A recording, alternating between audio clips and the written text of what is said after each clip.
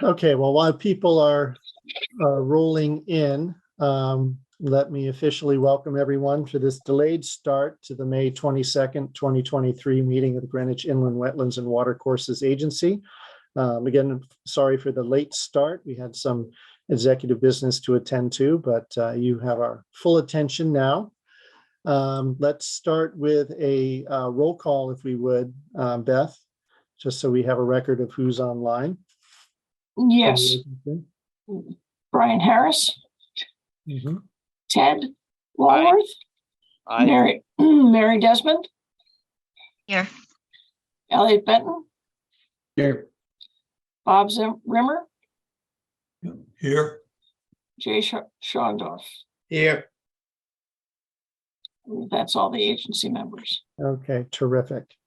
And then if we could just, Sarah, could you just take a look and see if Gordon, if you are out there? I know you're considering joining the agency and are attending tonight or observing. If you could raise your hand just so we can give you credit for attending, that would be terrific.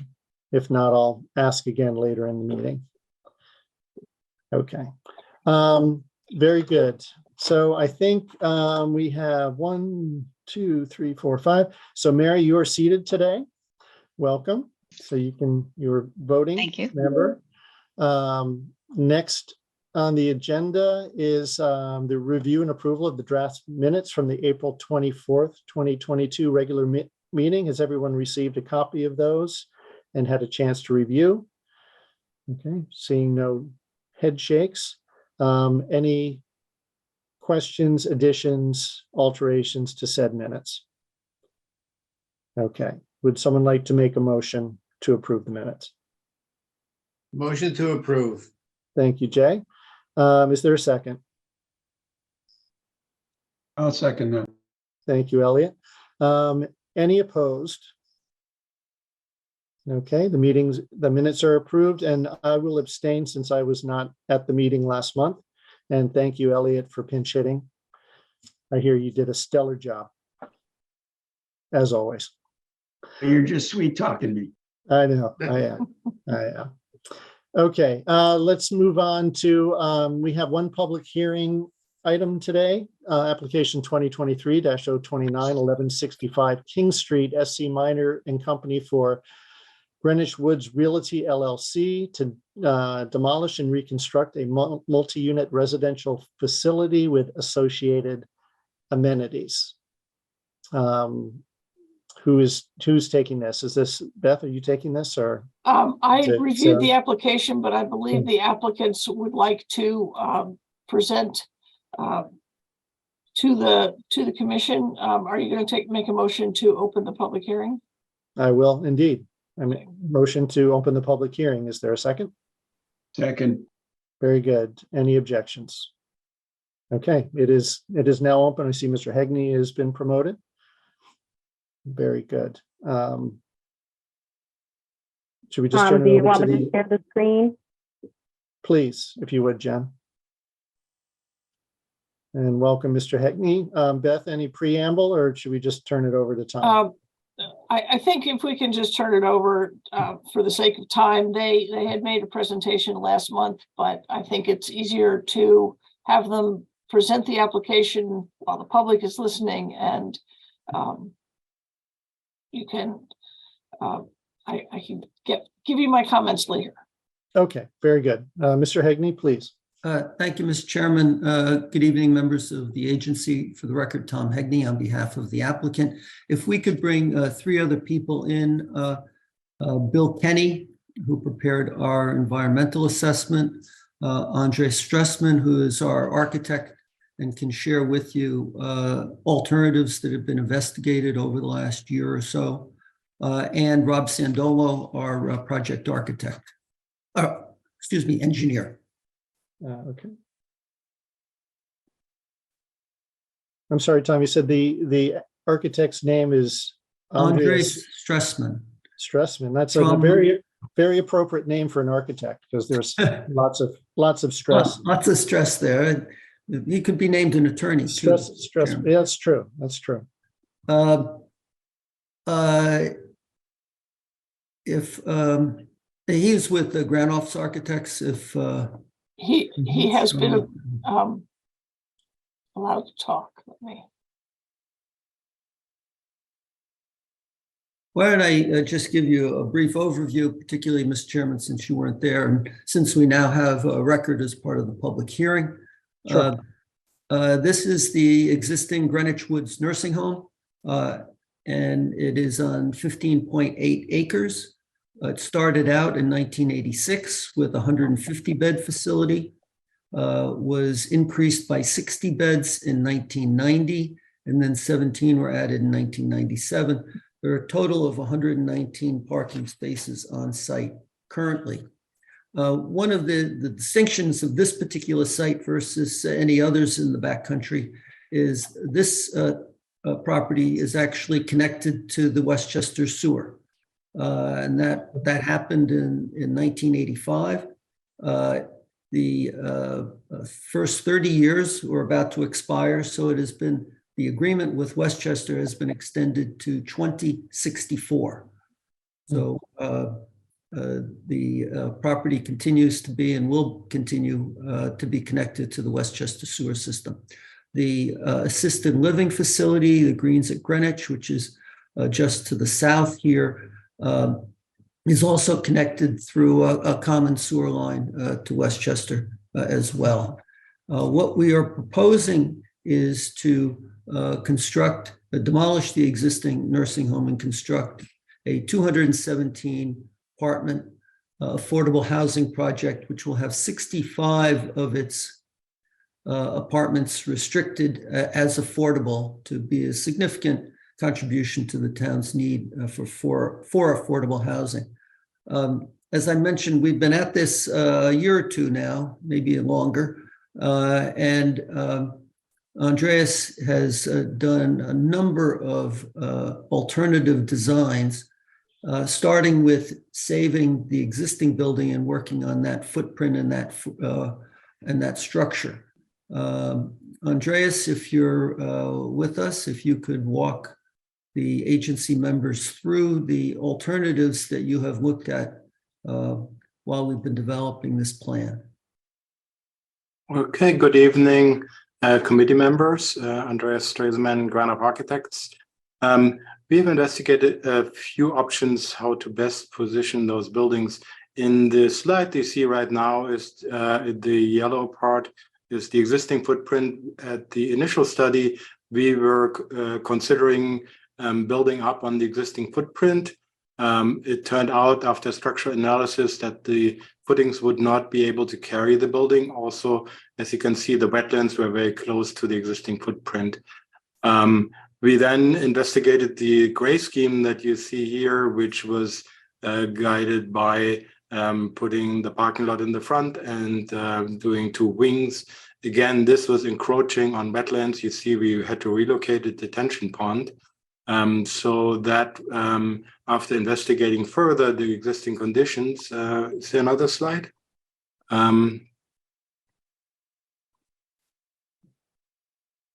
We had a scheme that was doing two separate buildings. Again, the detention pond was affected by that, and we also had relocated the entry to the parking lot, which was not advantageous also for traffic reasons.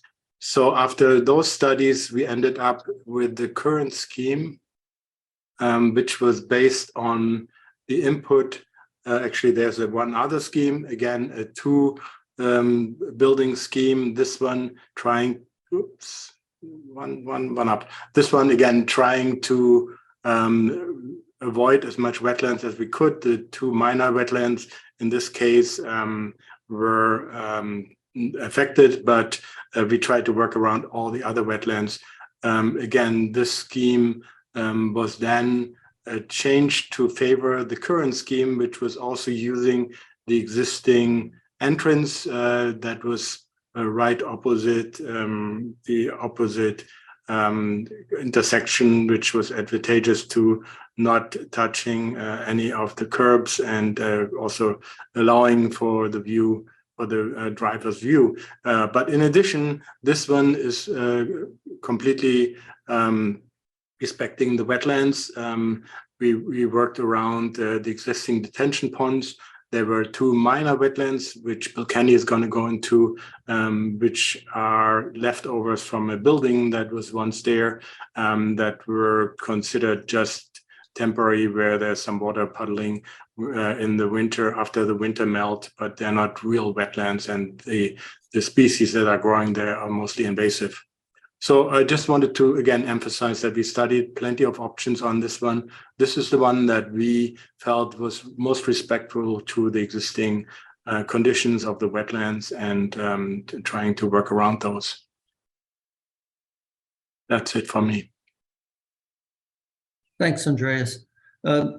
As I mentioned, this is a 15.8 acre site. The southern portion of the property is approximately 5 acres. It's set aside as a conservation area.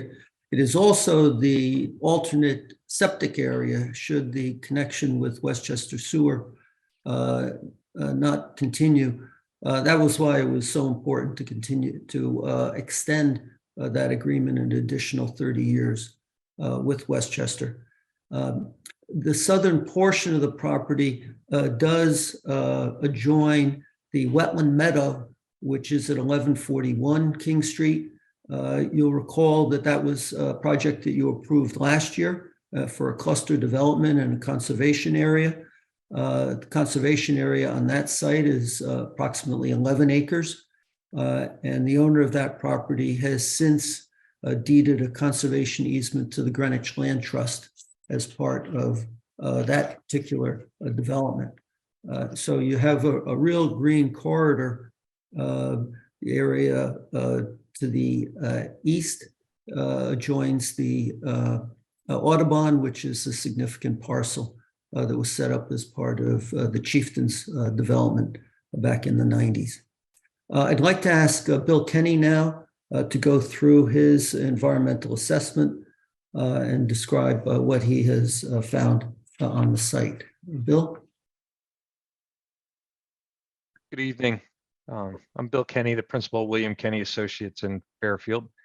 I'm a professional wetland scientist, soil scientist, and landscape architect. My firm was retained to help with the project in several ways. One was to investigate the property to determine the location of wetlands and mark the boundaries of wetlands. So we completed a wetland delineation. Then we also assessed the existing conditions of the wetlands and looking at their conditions and different primary functions that they provide and the values they have to society. And then we worked with the design team as the various designs were being developed to find ways to improve the wetlands while allowing for the development, recognizing that there was some impacts to some small man-made areas, but then looking for opportunities to expand wetlands in other areas that would lead to a net benefit to the wetland resources and the functions they provide on the property. So what I'd like to do is just briefly go through the existing conditions and focus primarily on the wetland areas, and then go through proposed conditions and a little bit more detail into what some of the impacts were, and then review the mitigation that is being proposed. The drawing that you see before you is the drawing that we prepared for explaining and specifying the habitat enhancement activities that are related to wetlands and wetland buffers. But first, I will discuss existing conditions. There are some relatively undisturbed wetlands on the property, and then there's other areas that are man-made. And on the eastern side of the property, bordering some of the really high-value open space off-site to the east, that is where we have wetlands that are relatively undisturbed. And there's one in the northeast corner of the site, and it's shown in light green surrounded by dark green. And then another one in the southeast corner of the site. So those areas are relatively undisturbed. They're woodland areas. The canopy is mostly native trees. The understory, the shrub layer and forest floor vegetation is dominated by invasive vegetation. But otherwise, these wetlands are in pretty good shape, and they border that valuable open space to the east, Sacred Heart Academy directly east, and then southeast, that beautiful wetland meadow that was preserved with that residential development over the last year or two. So, and then then we have one other area of relatively undisturbed wetland, and it's in the northwestern portion of the property. That wetland area is proposed to be preserved and protected, and that's a hillside seep. The property is set within a area of glacial till that has a compacted subsoil about 2 feet below the surface. And in those conditions, you end up with some hillside wetlands, sloping wetlands that are seasonal features, mostly seasonal features, that in the spring, late winter, early spring, groundwater, shallow groundwater seeps out of the ground and creates these wetland pockets. The water enters on the uphill side and then progresses downhill, and then as it moves downhill, it usually reaches some soil that is better draining, and then that water disappears. And so that's what limits the area of the wetland. So you have this isolated area. It's not a depressional system like a vernal pool. So it's not a vernal pool. Its habitat is substantially the same as the upland that surrounds it. It's really on the dry end of wetlands as far as wetlands go. And but it is wet in the spring, and most of the rest of the year it'll be dry and difficult to identify as a wetland for many people. So then we're left with 4 isolated areas of man-made wetlands, and they're broken into 2 groups. 2 are stormwater basins that were designed with the original development of the property, one in the southwest corner of the property and another in the southeast corner of the property. And they happen to be areas that are proposed to be renovated and expanded with the new development and brought up to current design standards. But these stormwater areas were not designed to be wetlands, but because they have not been properly maintained over the years, wetland soils have formed in the bottom of these areas, and there's primarily invasive vegetation growing, some native vegetation. But the areas, whether or not this project were to go forward, these areas need to be maintained to provide the stormwater management that's required with the existing development. So that maintenance would disturb or eliminate the wetlands. So even if this project were not to go forward, that type of maintenance should really happen, or it's required to happen. So there's the 2 stormwater basins in the southwest and southeast. And then lastly, we have these 2 small areas that are shown in light blue below the proposed parking here. And these areas are in the location of the former homestead that was on this property. There was a house and driveway and probably other structures associated with this, probably agricultural activity at some point. Those structures were removed within the last few decades. And when they removed those structures, they created some shallow depression areas, drainage swale and drainage features, and the water collects in these areas, and wetland soils have formed in these areas. And so you have relic depressional areas from the demolition of previous improvements that have resulted in the formation of some isolated wetlands. The area is mostly covered with very invasive Japanese knotweed, and there's a fair amount of debris and trash in this area. And lastly, testing was done at the request of the previous director of your agency. Due to the previous land use in this area and the presence of debris and trash, it made sense to do that testing, and it was a good idea to do that, and good recommendation. So that was done, and it was found that there are elevated levels of arsenic and lead in the upper layers of the soils, and that should be removed and dealt with. So in order to do that, these wetland areas would be disturbed, whether or not the parking area was proposed in their location.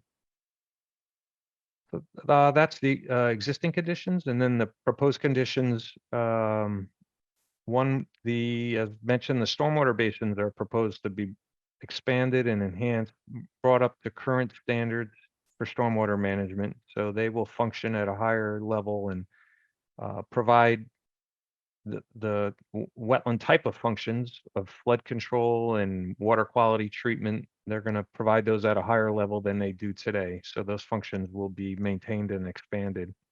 The wetland habitat will be removed. The wetland habitat that formed in the bottom of those basins will be removed, but the primary functions that they were designed for originally, for stormwater management, for cleaning the water, for holding the water back and preventing flooding downstream, those functions will remain and be expanded.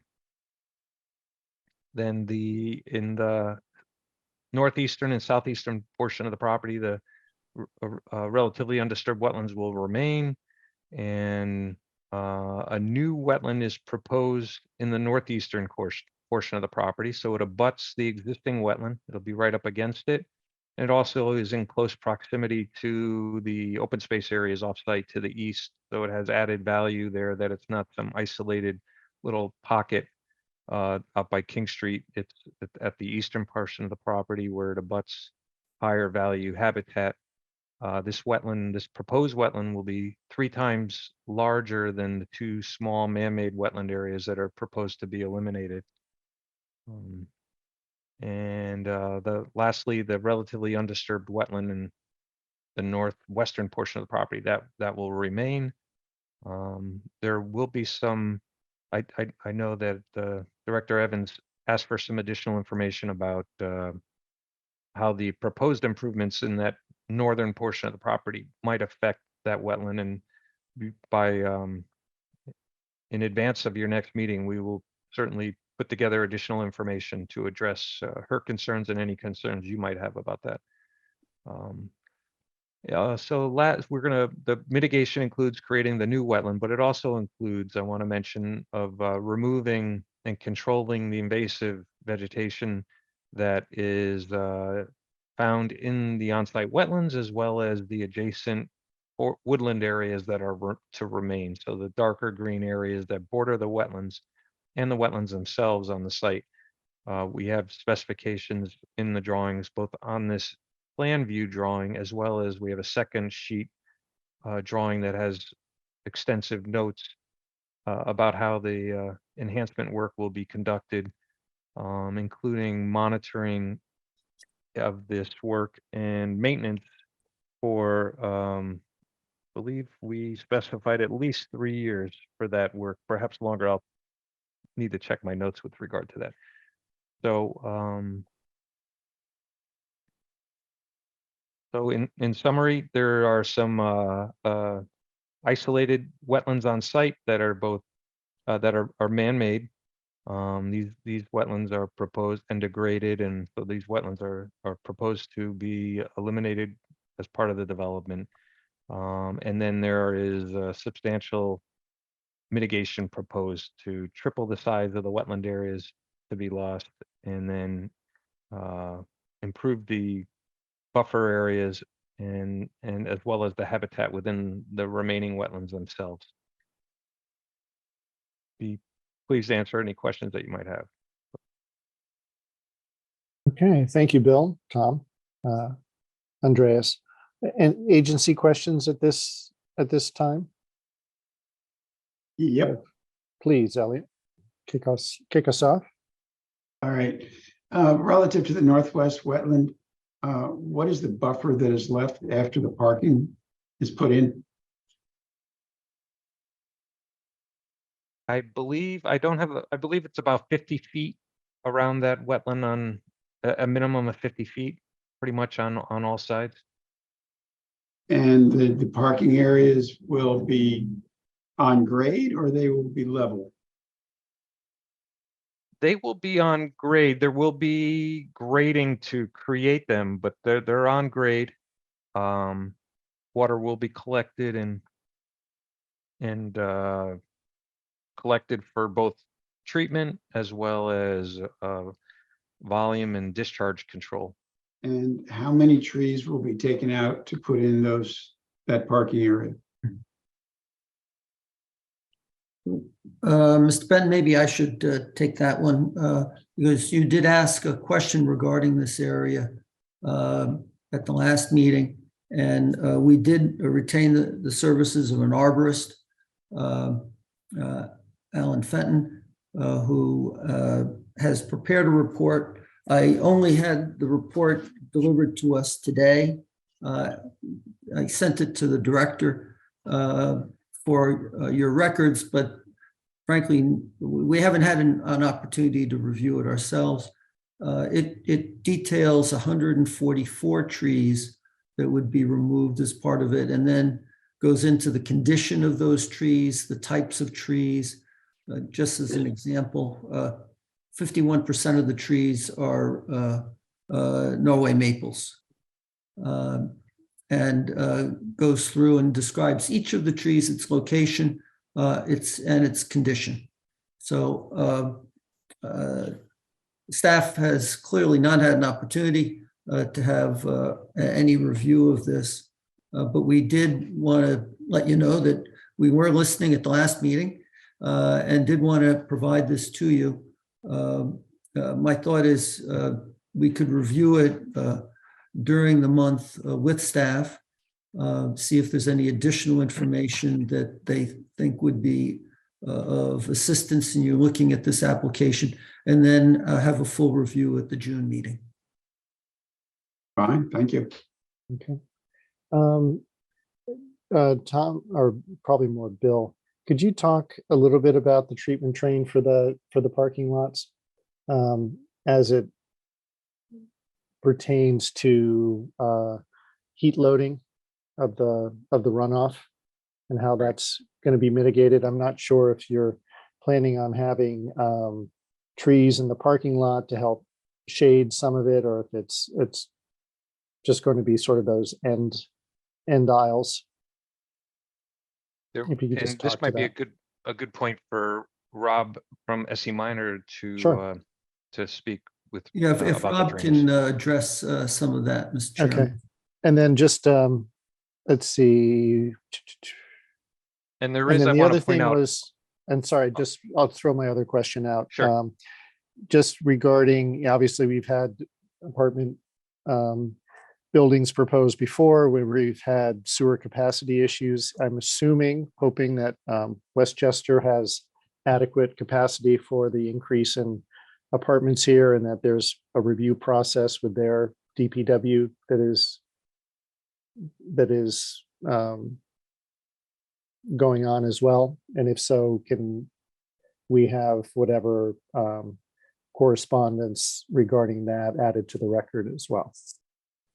Yeah, Mr. Chairman, knowing that this was an approach that the owners of the property might want to take, that was part of the negotiations with Westchester. They receive a significant payment each year based on water usage.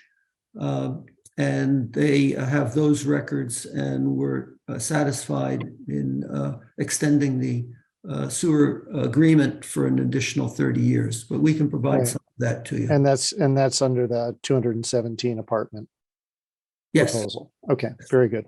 Thank you. And just that you talked about water, the water supply is from Greenwich, or the water supply? yes, it's well, Rybrook and Portchester get the same water supply we do from Aquarium, but it's Aquarian water that supplies the water for the site. And they've blessed the project, I assume? Yes, we've gone through that. The FAA has also blessed it, since we're close to Westchester Airport. Not that that's a wetland issue by any means. I was going to note that with regard to the proposed planting for the project, our drawing focuses just on the wetland areas and the buffer areas. The Granoff architects, they are providing a detailed planting plan for the remainder of the property, which would include tree planting in the parking areas and certainly around the building. Okay, yeah, if we could see that next month, that would be great. Rob, could you go over the site plan and drainage, which are, I think, 3 sheets past this one, Jen? Sure.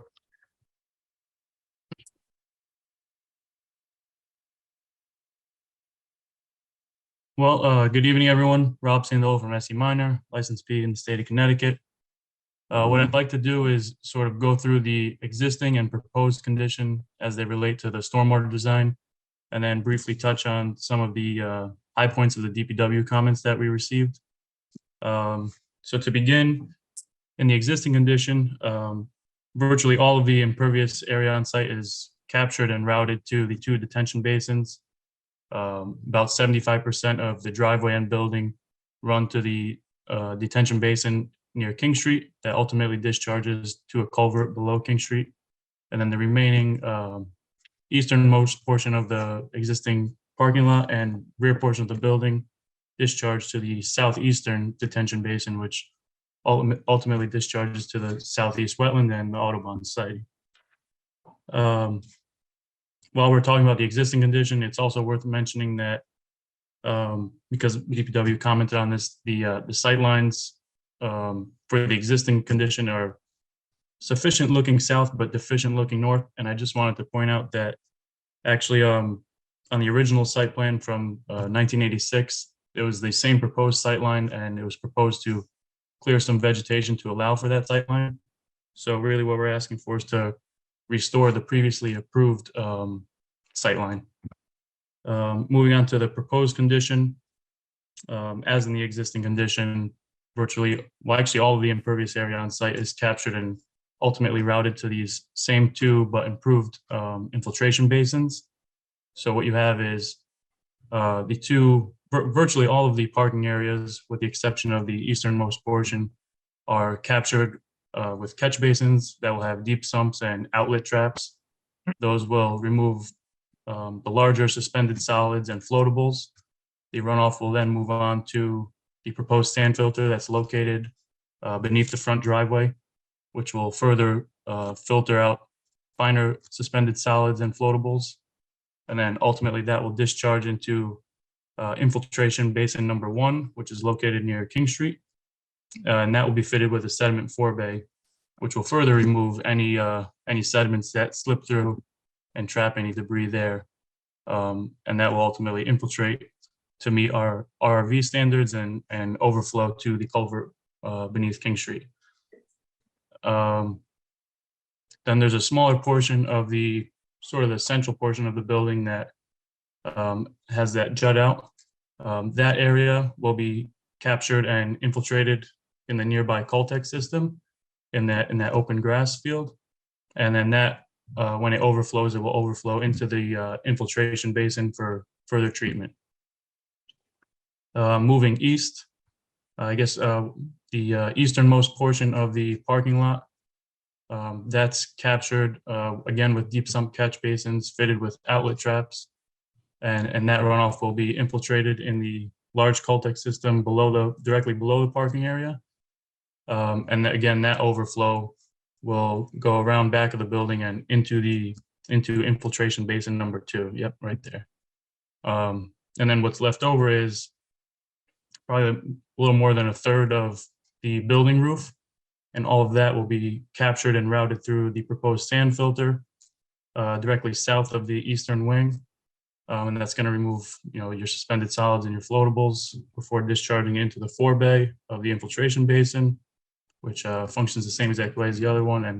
And that will ultimately overflow. Whatever doesn't infiltrate will ultimately overflow into the southeast wetland and move on to that larger wetland network in the Audubon Society. So that's a brief overview of the stormwater network. If I may, I can touch on some of the high points of the DPW comments that we received. Please.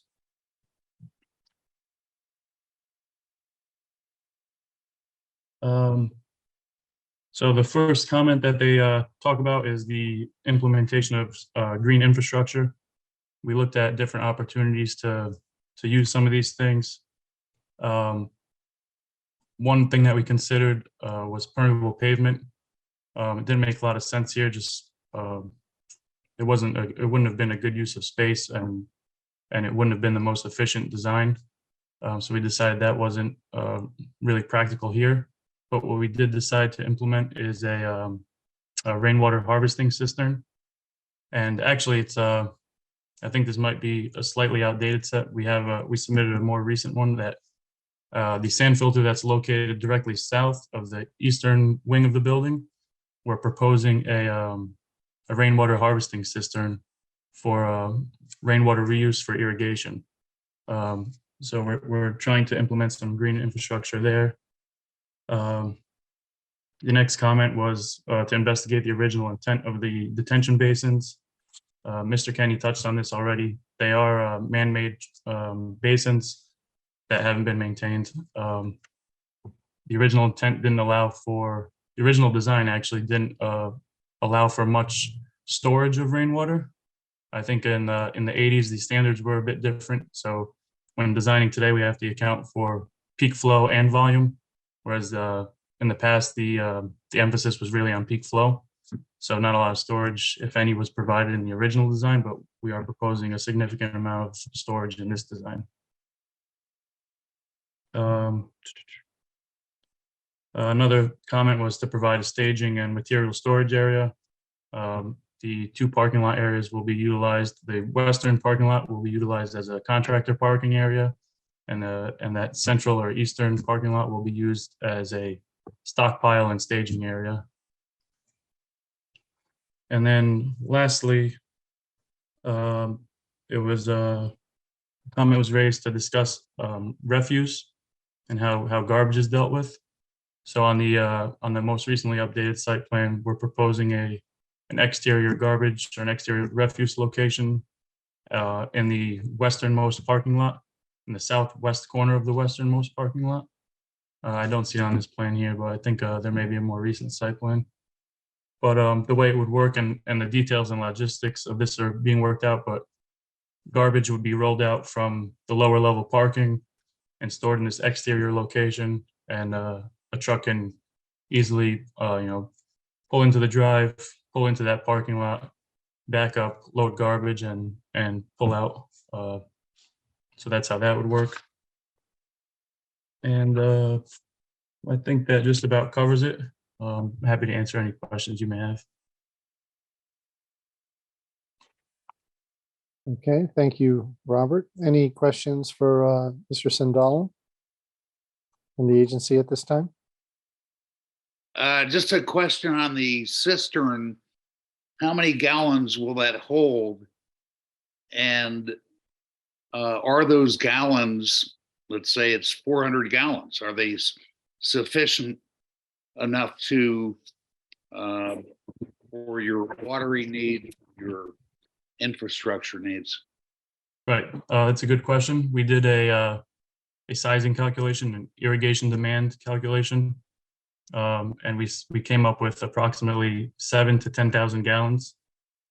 So the cistern we're proposing is 10,000 gallons, and it's roughly the same footprint as the sand filter that will be directly next to it.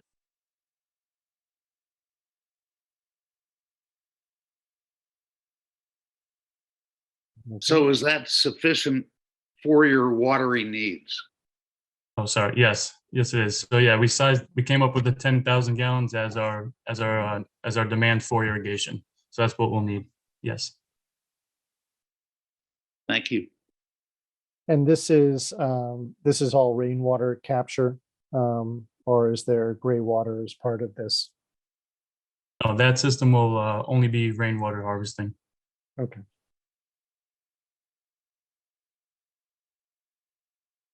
Very good. Any other agency questions at this point?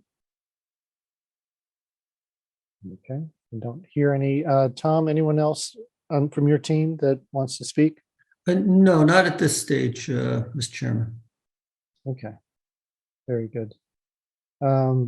So Beth, with regards to next steps on this, there's obviously some things that they're still looking into.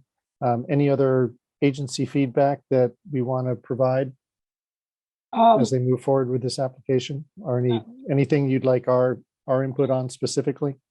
I think at the site walk, it was noticeable that the two parking areas in the northern part of the site are taking down woodlands. That's why we had asked for the arborist to give us a report. And the proposed lawn area in the southern part of the site is substantially over what is now a parking lot. So I think there's some clarification that needs to happen. I've also gotten some phone calls. The neighbors, of course, were notified of the public hearing, and I've gotten some phone calls. So I would ask if there are attendees who would like to speak on this application, if you could raise your hand, we can listen to some comments tonight if the agency is okay with that. Yes, So- yes, please. We welcome public comments as it pertains to wetlands issues. You know, Right. we're not P and Z, but certainly if you have wetlands impacts or questions for the applicant, please raise your hand. And So there's an 11:51 that I'm going to allow to talk. Hi, can you hear me? Yes, How are you doing? How is this going to affect our property? I'm sorry, could you state your name for the record, please? 1151 King Street. And your name is? Mr. Antonic. Antonic, okay. So we have Please go wetlands ahead. on our property. How is that going to affect ours? okay. We're not going to try to answer that tonight, but is that your only question?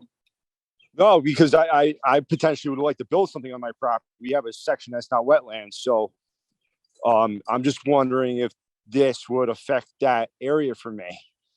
Because the middle of our property is not wetlands. Okay. I don't want that to become a wetland is what I'm getting at. Right. I understand. We can certainly note that and ask the applicants to identify their proposal relative to your property. So that Okay. can happen. Okay, All so right. if you please join us next month, the applicants can speak to your question. Yeah, and I'm a little bit opposed to, I mean, you guys are talking about removing 185 trees, correct? The proposal is to remove trees on the site to accommodate the parking. So that is something the Yeah, applicant. I'm not really keen on that because, I mean, we have they're established growing trees and the property behind us, they're taking down over 100 something, over 50 trees plus. They're all mature. So there's all this environmental of trees being removed between the two properties. I don't think that's really fair to all the wildlife up here, you know? Okay, that's point taken, and we will. And I would like you to make that point for 1141 King Street because I walk back there and they're probably taking about 30 to 40 large trees down. Okay, sir, to put in. we're considering this application at this meeting. If you have other concerns for surrounding properties, feel free to call our department. All right. We're there 8 to 4. All right. Thank you. And Zoom user, are you also for this? Oops.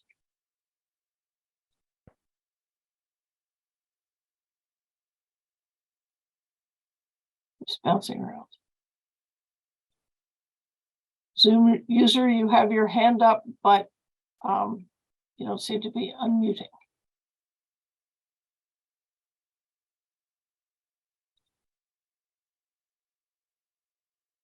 And Okay. there's an Ed.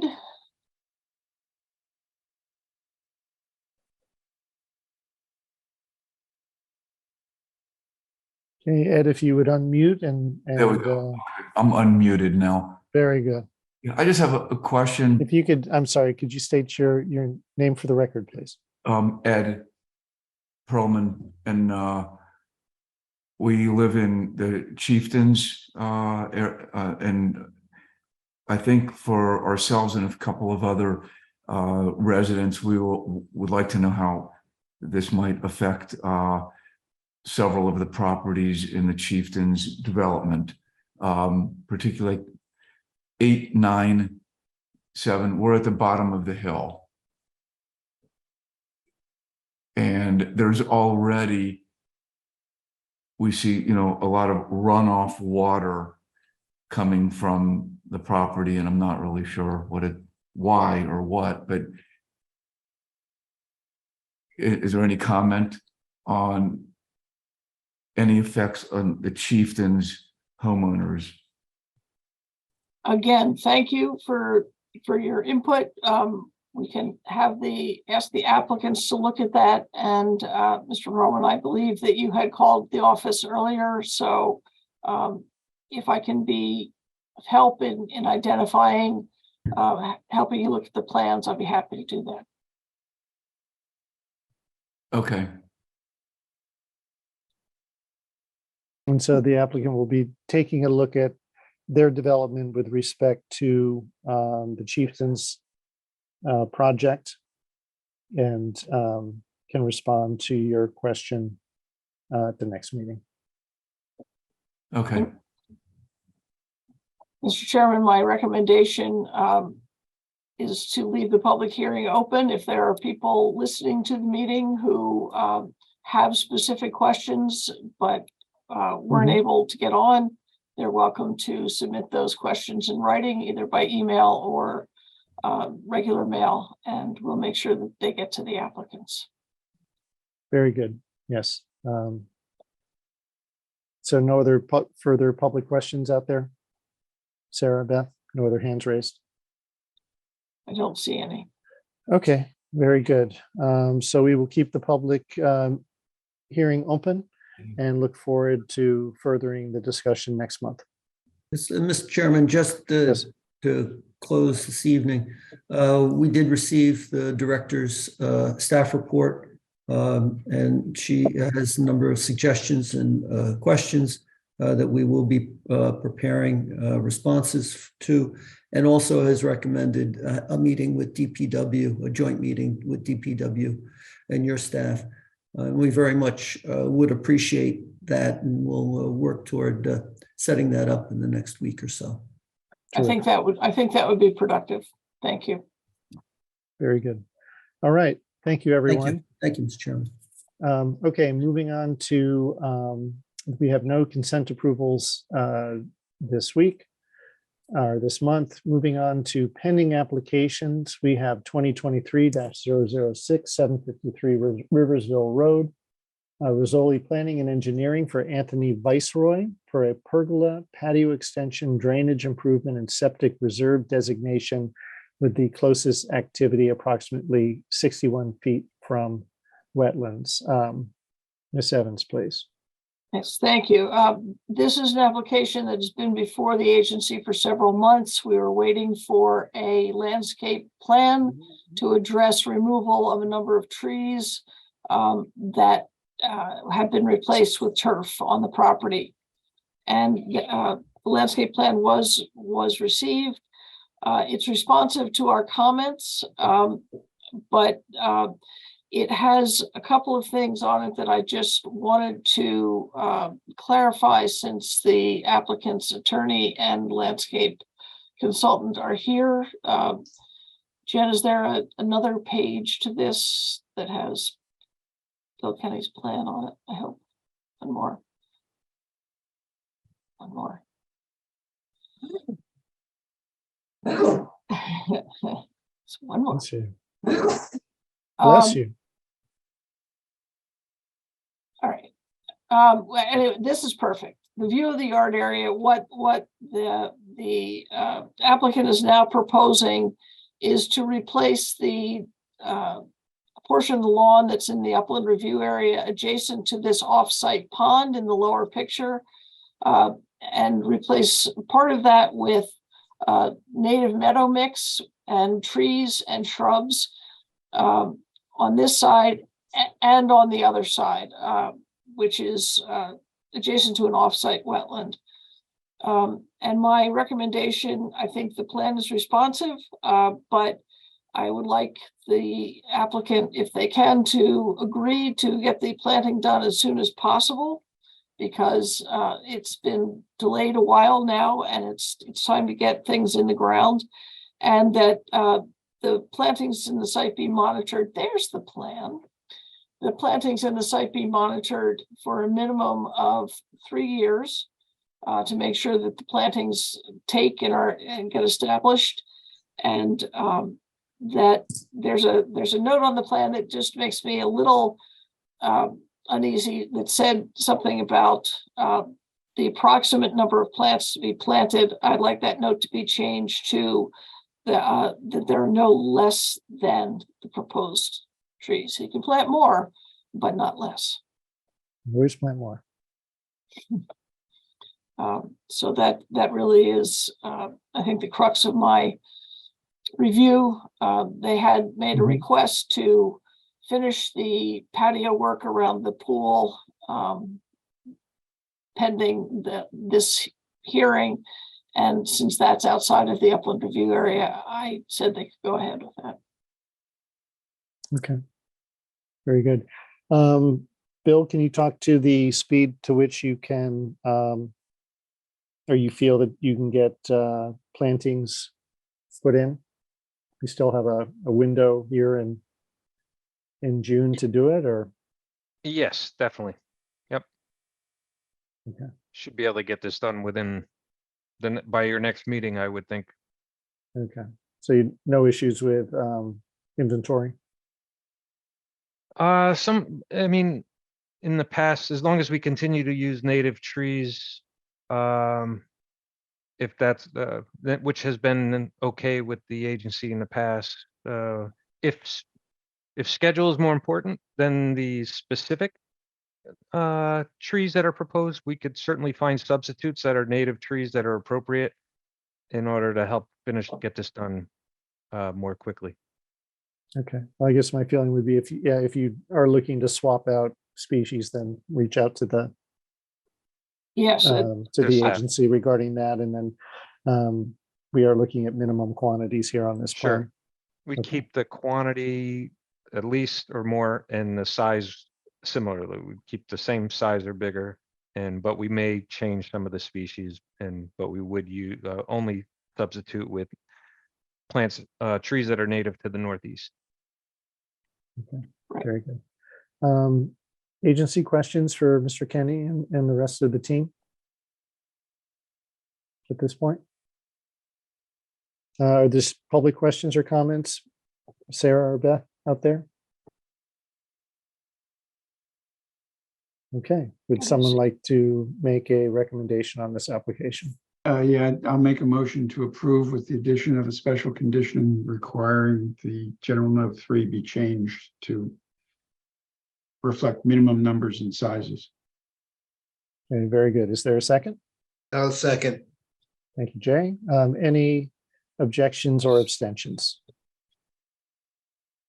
Okay, hearing none, the application passes.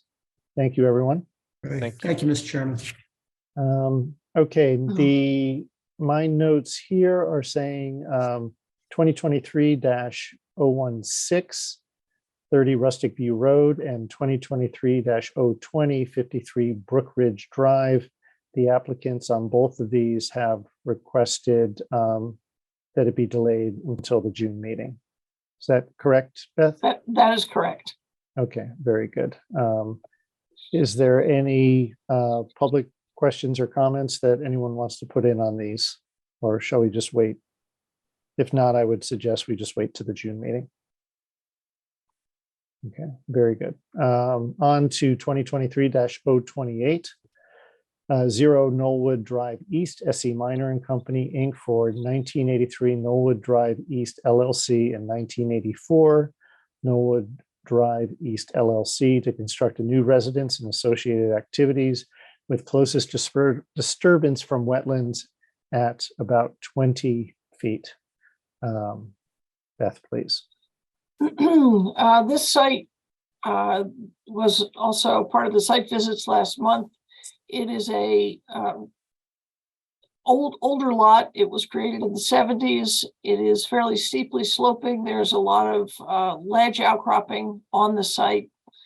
And the applicants have been responsive to comments, particularly DPW comments, requesting that they beef up, if you will, the stormwater management so that this site is controlling the storm events up to and including the 100-year storm.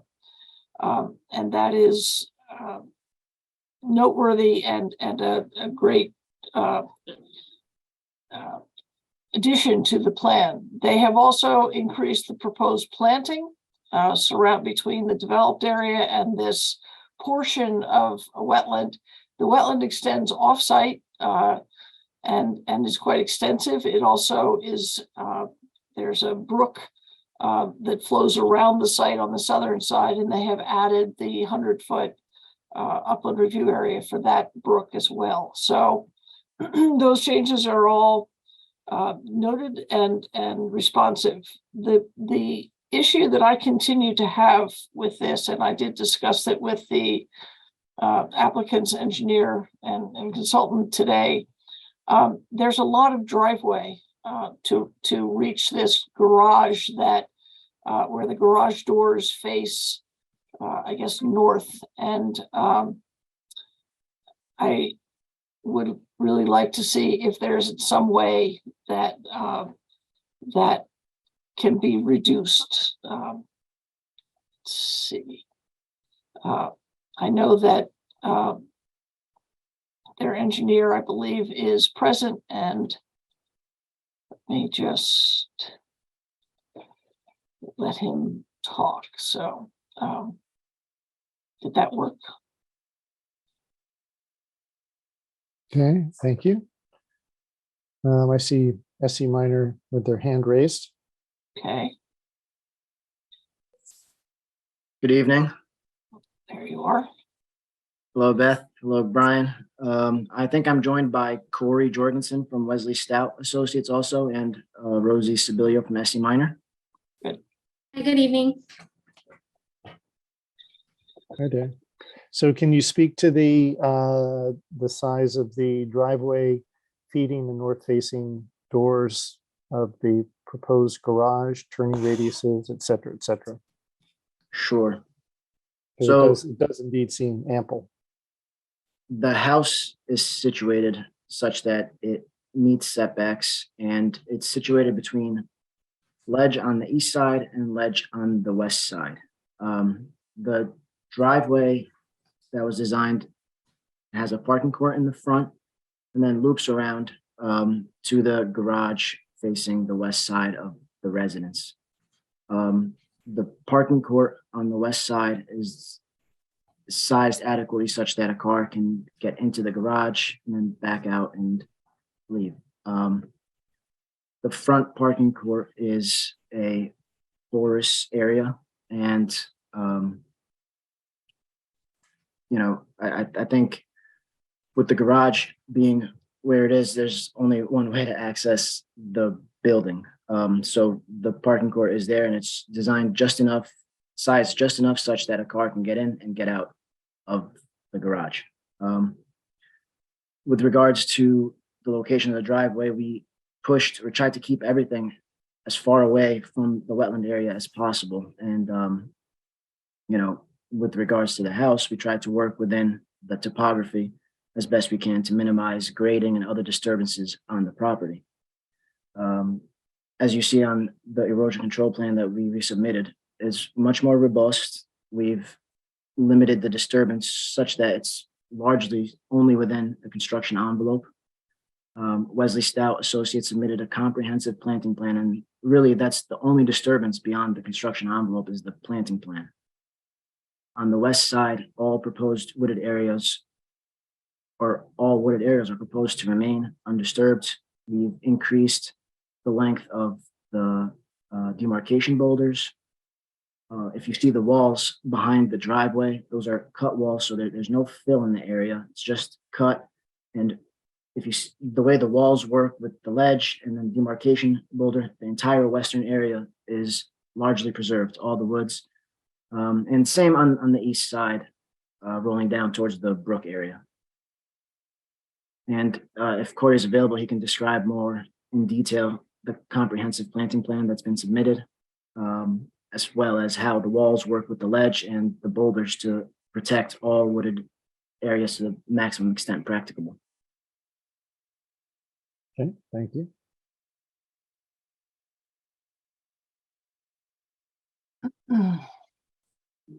Is Corey there?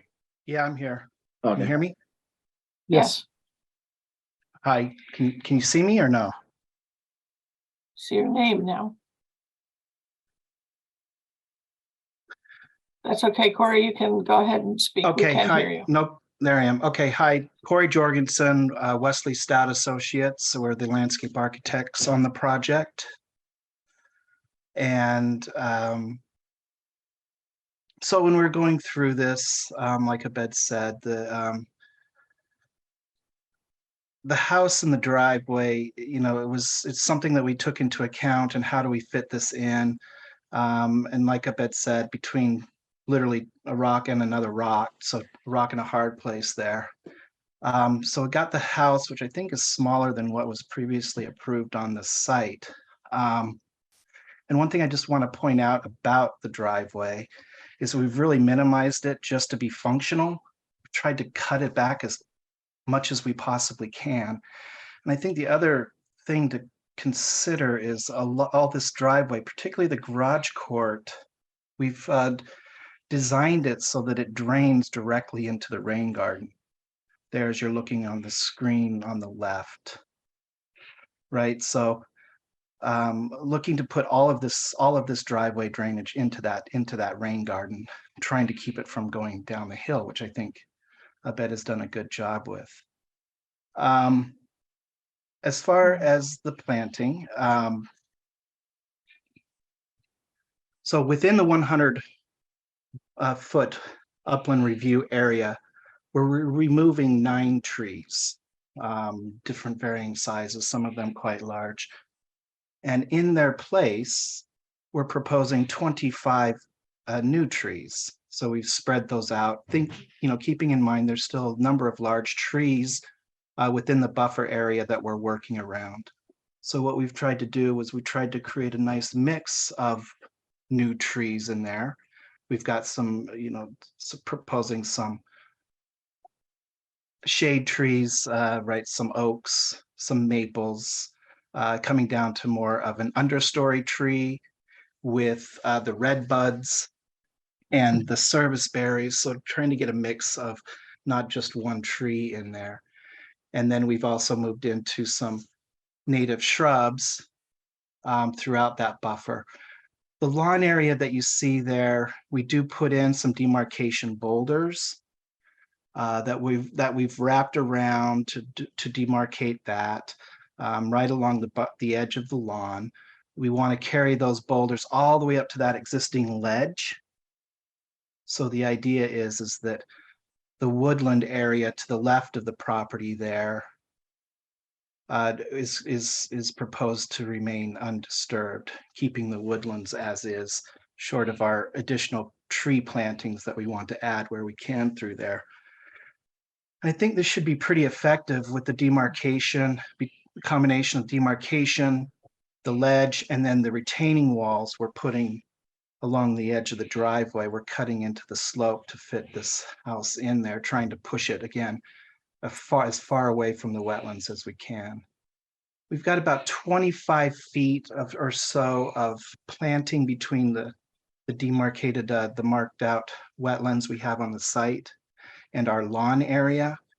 On the ground, we've got a mix of shrubs And the ground cover is primarily ferns, some that can handle some sun, some that can handle some shade, because again, we do have some bigger canopy trees down through there.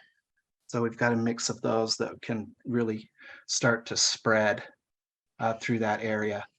We've tried to think of some habitat situations, putting in some black chokeberry, some of the arrowwood viburnum. You know, these are great for the for birds and the wildlife as far as food and habitat. So really wanted to get a mix of ground cover, intermediate shrub layer, understory trees up to our canopy trees to really try to create this vibrant ecosystem in this buffer area.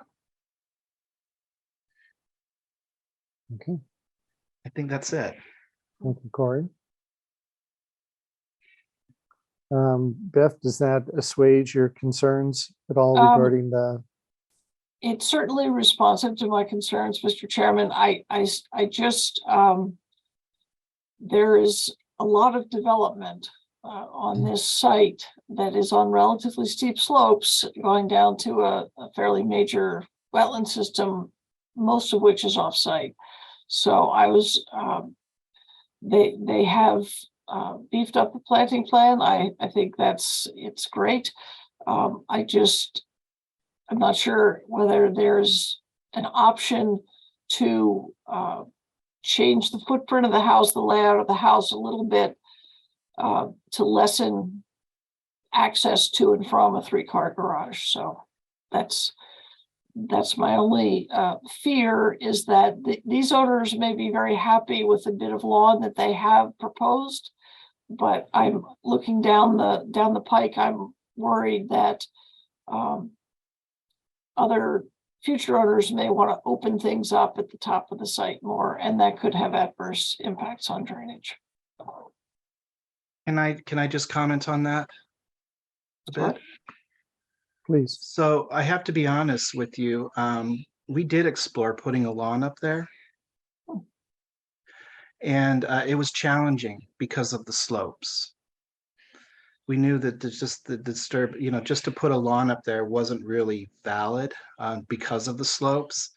So the only way to really put a useful lawn was to start to put in a series of retaining walls, and we weren't willing to do that. So we did explore it. So I think the combination, and another aspect of that is that in order to put that lawn area in, it would have to be done now, most likely, because as you can see by the site, we're kind of locking ourselves in, right? To get back there, we've got a series of retaining walls or a series of steps, or we've got the pool in the way, and now we've got demarcation, we've got the ledge. So I think we've kind of barricaded ourselves in from getting back there. I'm not saying people couldn't, I'm saying it would be a challenge to do that. So I think the combination, like I said, demarcation, ledge, walls, then we add a house and everything else in the way, it would be a challenge to just put in a bunch of lawn back there.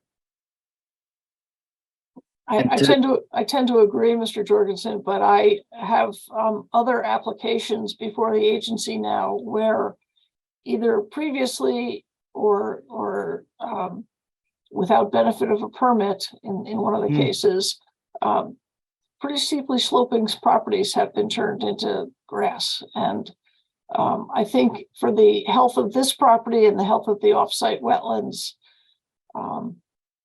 if there's anything that can be proposed that would give me assurance and the agency assurance that this wasn't going to turn into a big green patch, I think I would ask that you consider that, but obviously it's up to the agency.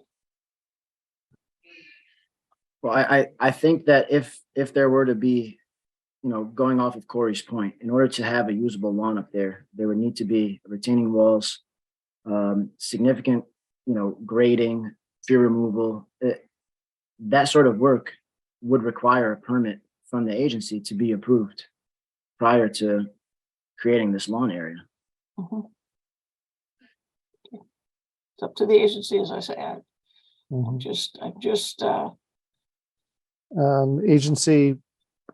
Agency thoughts on this? Fundamentally, we cannot prevent this owner from developing this piece of property based on the possibility that somebody in the future may want to do something that is deleterious to the wetland. Mhm. That's as far as I'm concerned. The only thing I could think of is to, increase or decrease the spacing of the demarcation feature, so it's, very readily apparent that these just aren't assorted boulders. And that it I really think- is And Corey, I mean, I think that's something that we can add. Yeah, but those come out really easily when the time comes. So about the only thing I think we can do is keep an eye on the property and make sure that future owners are aware that that is within the wetland buffer. And that if they want to do anything, they have to come into us. Mhm. I've got a question. Please, Ted. Is there such a thing as plateau planning and planting? If you've got such steep ledges here versus having a lawn that is a great place for a slip and slide, is there something that could be, some kind of design that could be done that could guarantee that you wouldn't have the erosion factors coming from steep slopes that have the water cascade down and overwhelm the wetlands or be deleterious to the area itself? It seems like this is a lot of stuff in a small space, and without the engineering, it wouldn't have a hope of being successful in terms of maintaining the integrity of the land. Well, I think most of the steep slopes are supposed to remain undisturbed. So we're not really proposing lawn in steeply sloped areas. The only lawn areas are to the left of the pool and so the steepest slope, which is to the west of the development, that is relatively undisturbed. The driveway area, we're putting, the walls in and then obviously leveling out so they can drive into the garage. But further down slope, we're not really proposing steep lawn areas that should cause, cascading effects. Abed, can I ask you, can you add a note to the plan that says you have a woodland demarcation line, proposed limit of woods? Can you add to that note that proposed limit of woods to remain? Yeah, absolutely. Yes, I see no Corey and I issue can with both that. add that. I'd like something on this plan that gives the agency and myself confidence that when we come back in 3 or 4 years, or when the compliance people come back, there will still be trees on that slope. I mean, you could say something like extent of development envelope. Right. To remain, outside of this limit to remain undeveloped. Sure. That With- we could or also you- add a condition of approval as well, probably a condition within our permit. Right, and just a note, a part of that note that says any work outside of this area within the upland review area requires agency approval. It's not. Somebody think can't that's- say, oh, I didn't know. That's a good idea. Yep. Sure. That makes complete sense to me. No problem. Can we And- put it in, can we make them put it in the deed as a deed restriction?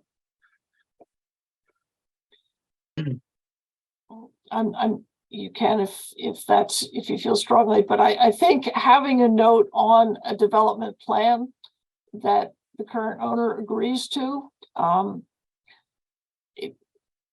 It doesn't mean you can never come back and ask to do something in that area, but you better come back. Well, That's- but your original concern was future owners deciding, and future owners deciding, I'm not going to look at this plan. So the only way you're going to get their attention is if you put something into the the deed. land records, yeah. Well, there will be the demarcation, the walls and the rock that separates this area clearly, as Corey was stating. And then, you know, obviously we can add the note to show it on the plan now so that it's filed. And I mean, it's hard to, you know, get by the wall, the rock, and then, you know, just see the rock stacked and not think, what are these here for? Yeah, I just have to say that I echo what Jen's saying. It needs to be a condition in the permit. As compliance officers, we go back to the previous permit conditions. So that place would be most clear for future compliance officers looking at this property. Okay, very good. I mean, the issue, of course, is those people who go ahead and do it, and then we have violations, but they've already done it. Yeah, well, we can't, yeah, we sort of can't plan for everything, but we can at least try to make it harder for them to say, I didn't know. Yeah. Right. Okay, would someone like, well, I'd say, are there any further agency questions on this? And then are there any public questions or comments? I have a question about the driveway again, if we can go back to that. Please, Mary, yes. I was wondering if they've considered any alternative construction material, like some kind of permeable driveway, since they can't modify the way it is. Maybe they can make it more permeable. Sure, that's a good question, Mary. So for the front entry court, we've actually proposed that to be porous asphalt already. For the garage court, you know, we've treated it with the rain garden. If, you know, we could potentially explore having that be a porous surface from a drainage perspective. The rain garden in series with the Coltec works very well in this application. However, if the agency is, you know, would prefer to see a porous material there, we can explore that in lieu of the rain garden. Abed, where does the porous stop and the non-porous begin on that plan? So if you look basically out of the front door, the area that's dotted with the crisscross, you know, piping layout kind of, that's the extent of the porous driveway, because it was a nice flat area. It worked well there. Otherwise, you know, the other surfaces were proposed regular asphalt, but if it's desirable in the garage court area, that we could explore using that as a porous surface. Okay, and the practical benefit to that over the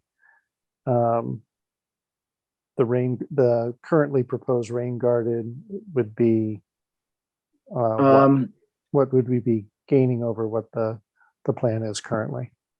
Well, the plan Because- currently actually works very well from a water quality standpoint, from a peak flow standpoint, from any drainage standpoint. This plan works very well. We actually have a full approval from DPW on this plan up to the 100-year storm. But I guess the only difference theoretically would be in a porous driveway, water would go right down, versus in this application, it is routed to a catch basin that goes to a rain garden. Right, so under the scenario of increasing the porous pavement, the rain garden would be superfluous. Essentially, yes. Okay, and then if the porous asphalt is not maintained and becomes non-porous, then you're going to wish you had that rain garden. Correct. Okay. Essentially. Yeah, I was thinking of it in addition to the rain garden, not to replace the rain garden, but Well, you I think it would answered be my sort question. of it would be a belts and suspenders. Yes. sort of a thing. Do we have a planting plan for that rain garden? I didn't see that on the Leslie Stout plan. We did not provide it on our plan. I know there's some notes on SE Minor's plan as to the rain garden, but that's something we could certainly provide. If you can provide that for me, please, and then the revised note, and Yes, if there are no other agency questions, we can certainly carefully craft the permit conditions for this. perfect. Okay. Very good. Any further agency questions? Only one curiosity question. How long is that porous asphalt expected to last? What's the The lifespan of it lifespan? Typical. Yes. in the Northeast? Well, if properly maintained, it should last as long as a regular driveway. If properly maintained. Right. So is it subject to cracking like a normal driveway would, or which then Well- requires patching, or is it a different animal altogether? It's an interesting question. Often, I mean, in this case, it's proposed in a flat area. So you shouldn't see, cracking.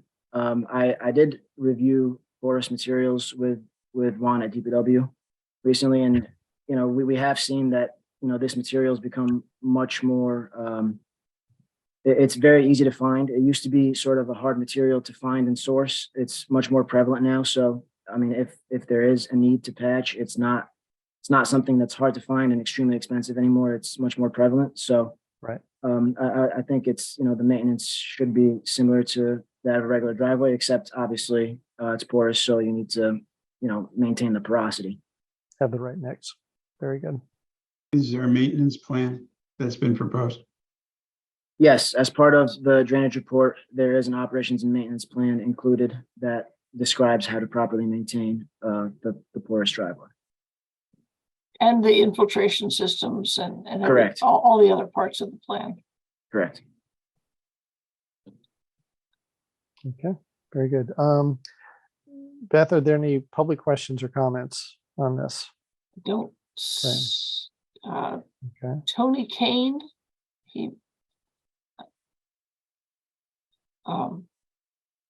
Tony, did you want to speak to this, Good. or? Am I unmuted now? Yes. Yes. I'm the neighbor. The only thing that strikes me in this go around now, quite a bit of extension of lawn to the north, and then with the boulders at the rim, it seems like that's a sort of an aesthetic intrusion into the area. And I would just ask that amount of lawn be scaled back somewhat, and those boulders move back more toward the south as opposed to extending further into the wetlands buffer area. Okay. Hey, As proposed, is it posing a detrimental effect to wetlands or watercourses? A bit. I don't view it as such. I think that on this planting plan, there's, I think Corey mentioned it was about 25 feet from the wetland to the proposed lawn area. And within that, there's a, comprehensive plan that contains shrubs, trees, etc., that should prevent, issues with the wetlands. And I think Corey can comment on that. I don't think the lawn area changed from the last submission. I just had one question, if I could, along that line regarding that lawn. The trees that are shown within that lawn area are to remain? Or are they going to be taken out? There's only one tree shown to be taken out in that lawn area, and there are others in there. Are they going to remain? Is this going to be a shaded lawn? I don't know. I don't know what other trees exactly are in that spot, but if there are other trees, they must be smaller than what the surveyor picked up. No, they're on the survey, Corey. Are they? Yes. So again, if you could. I see them. I you see them heard now. you heard the neighbor's comment. The only thing I would say, it is a relatively flat part of the site, and I would expect this homeowner and future homeowners to want some lawn area as part of their site. So just please be very clear about what's going to happen within that proposed lawn area, and what you're going to clarify the note for what the limit of lawn means. So what I can also do is, if those trees are not marked to be removed, they are to remain. And so we can add a note to that fact as well. Okay. I think if you could review that with the applicant and get back to us with clarification, so that the permit conditions are very clear on what's going to happen within the upland review area. Okay, thank you, Beth. Any other public questions or comments, or was that the one? That's the only one I see. Okay, very good. Okay, so I see on the staff report here that we're looking to lay this to the next meeting. That would be my recommendation, that if they can come back with the plan that is responsive to these comments, and I can write conditions for your approval. Okay. Very good. So so my recommendation would then be to keep this open till next month. The rest of the agency concur. Speak now or hold your peace. Well, so just to be clear, so we're happy to add the note, but was there anything else that, well, so we can clarify anything happening on 100-foot upland review? We're going to add a note about, the limit of disturbance and wetland area or wooded areas to remain. Yep. I think we talked about the density of the demarcation boulders. Correct. And so, I mean, is it possible to get this as conditions, or?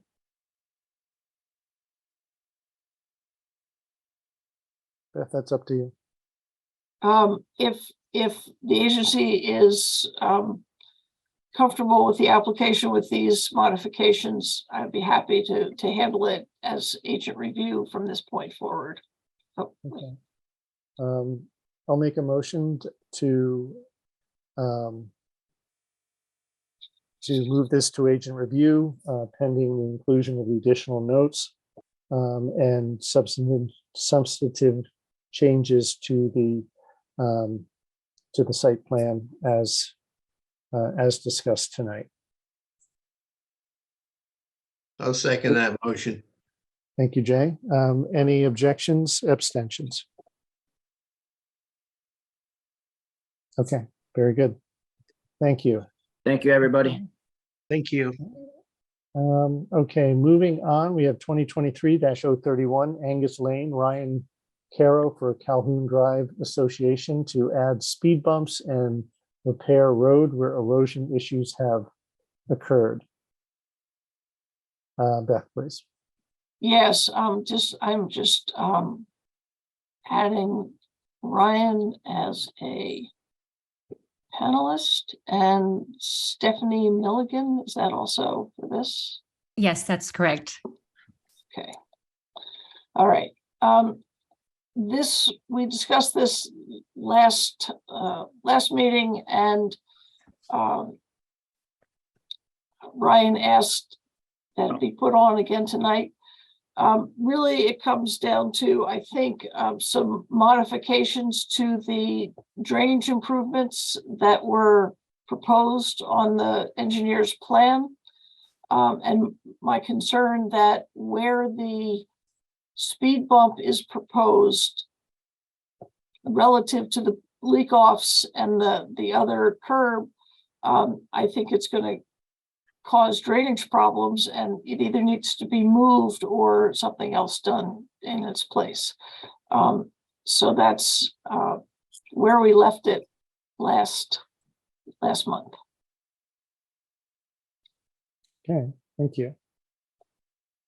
I think Stephanie has her hand up, so. Yes, I do. I'm happy to speak. Good evening, everyone. I'm the president of the Calhoun Drive Association, and I'd be happy to share, my comments. I think at two levels. I think there's indeed the location of the spillways, as well as the conversation around where the speed bump should be located.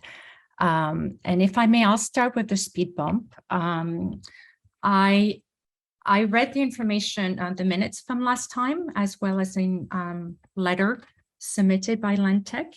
And I would like to clarify and update the record, if I may. Looking at the comments made by Deirdre Kamlemy, who is one of my neighbors. So being the president of the association, I also live in the association. I actually live on Angus Lane. And Angus Lane is one of several lanes or drives within the Calhoun Drive Association. And she mentions that the president of their association are in opposition to this application. Actually, I am in favor of the application. So she's misrepresenting facts and spoke in my name while I was not in the meeting, which I find a bit surprising and disappointing. The second point that she makes is that the applicant never commissioned a traffic study, which is true, but traffic is somewhat limited. However, we did obtain signatures from the street residents. We actually carried out a survey in March 2022, so a year ago. We asked the 20 Angus Lane residents if they were in favor of speed bumps in two locations. So the other one is actually facing my property, and I'm not the one who suggested to put it there. So this one is not contentious, but this second one is contentious. And the reason why we need speed bumps is that we have a safety issue on Angus Lane. If you look at Calhoun Drive with Upland, Calhoun, and Angus, Angus is the only lane in the association not to have speed bumps, and trucks drive extremely quickly, contractors drive extremely quickly, and we have lots of families with young kids who would like to walk in the association. We have people with families with dogs who also like to walk in the association, and we are desperately trying to slow down speed in the association. So on Calhoun Drive and Upland, the speed bumps do work. The speed gates do not work in terms of slowing down traffic. So that's why we suggested putting in speed bumps. So in that survey, out of the 20 residents on Angus, 11 voted yes for the speed bumps. And since that survey was done, we have a new family who moved in, having bought 42 Angus, and they told me they are also in favor of a speed bump. So basically, we would have 12 yeses out of 20. So obviously, we've done our homework. We're not just putting a random speed bump here and there. So I just want, if you would please update the record to make sure that the truth is actually taken into account in this conversation. Her third point saying that the speed bump will dam the water flowing down the street. We had two consultants come and they told us that actually the speed bump in the way it's actually designed will not stop the water, and the water will definitely keep on flowing. She then mentions that the drainage issue is a concern for a number of properties, as far as I know, and maybe you have more information than I do on that, but I have not heard of anyone else complaining about the drainage issue. Mrs. Kamlanley has an issue with a pond very close to her house, and I understand that it's stressful when there's an IDA coming, and I think that's what prompted that whole conversation. However, IDAs happen every 10 years, and she bought a property with a pond very close to her house and a garage entry, which is lower than the pond level. So trying to push her own agenda to make, to take speed bumps out of the association, which we actually need for safety reason, is quite disappointing. And if you look at where the speed bump is located, we're really trying to slow down traffic on that stretch. And people come around the bend very quickly and go towards that circle, which is on the left of the drawing. And the speed bump is located equally in between her driveway and the next set of driveways, which is 35 and 37 Angus. In terms of putting speed bumps in place, we've taken into account, entry and exit of driveways as well, trying to make it comfortable for everyone. So I'd just like the record to be rectified. At the end of the day, I've had a couple of conversations with Mrs. Kamblani, and she told me that she did not want the speed bumps for aesthetic reasons and also for resale value. Okay. So let me just finish, please. So I actually I'm truly disappointed because we're a neighborhood association, and just to see facts very misrepresented is quite disappointing. So she has her own view, and she's moving her own facts to benefit her, not taking into account what benefits the association and the safety of the association. And as I said, we've spoken to some consultants as well for Ryan Corps. They've said that the water will flow. We have enough space on the side of each, on the width of each speed bump alongside of the road. Yeah, excuse me, if I may, real quick. This is Ryan. I'm the property manager for the association here. We do currently have speed gates in this location. We have 2 of them. And we found, just because it is such a long straightaway, people really just come around that corner and just slalom between the gates, crossing in and out of, obviously oncoming traffic and not. So while, yes, they're there to deter traffic, we felt the speed bump was the best course here, since we do have them in other locations and they seem to work. I think part of what I want to understand from the agency is, what can we do, or what do you need to see as far as curbing or spillways to mitigate some of the erosion issues that we do have. It's really just the first spillway as you come around Angus, so the very first one that's pictured there on the right-hand side. Recently had a couple erosion issues that Deirdre actually brought to our attention, which kind of started this whole project. We then called out a paving contractor who recommended, not more spillways, but I guess redo the spillway that was there and then extend curbing down to allow water to not all get concentrated in that one area. We then hired the engineer who recommended the additional spillways, and this is kind of where we ended up. And again, to Stephanie's point, the speed bump is there because it is directly in the middle between the 2 driveways that are there, and seems to be kind of directly in the middle of that straightaway, really too. So cars aren't picking up speed halfway down and then having to slow down at the end. It's right in the middle. May I just comment? I appreciate Ms. Milligan and Mr. Caros. It seems to me this is a relatively simple answer.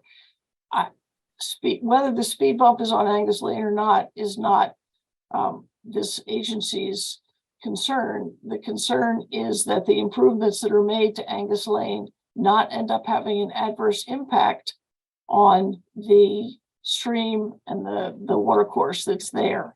So it seems to me a relatively simple thing to either move the concrete leak off or the asphalt leak off to the upstream side of the speed bump, because respectfully, speed bumps do cause slowing and redirection of water. So either move the leak off or move the speed bump. But I think the way it's drawn right now, in my professional opinion, it will have an adverse impact on what you're trying to do to stabilize that stream bank. And I am all for trying to stabilize the stream bank and putting plantings in there, but I don't want to approve something that is going to have to be adjusted later on. Let me ask you one Director other Evans, quick may I- question.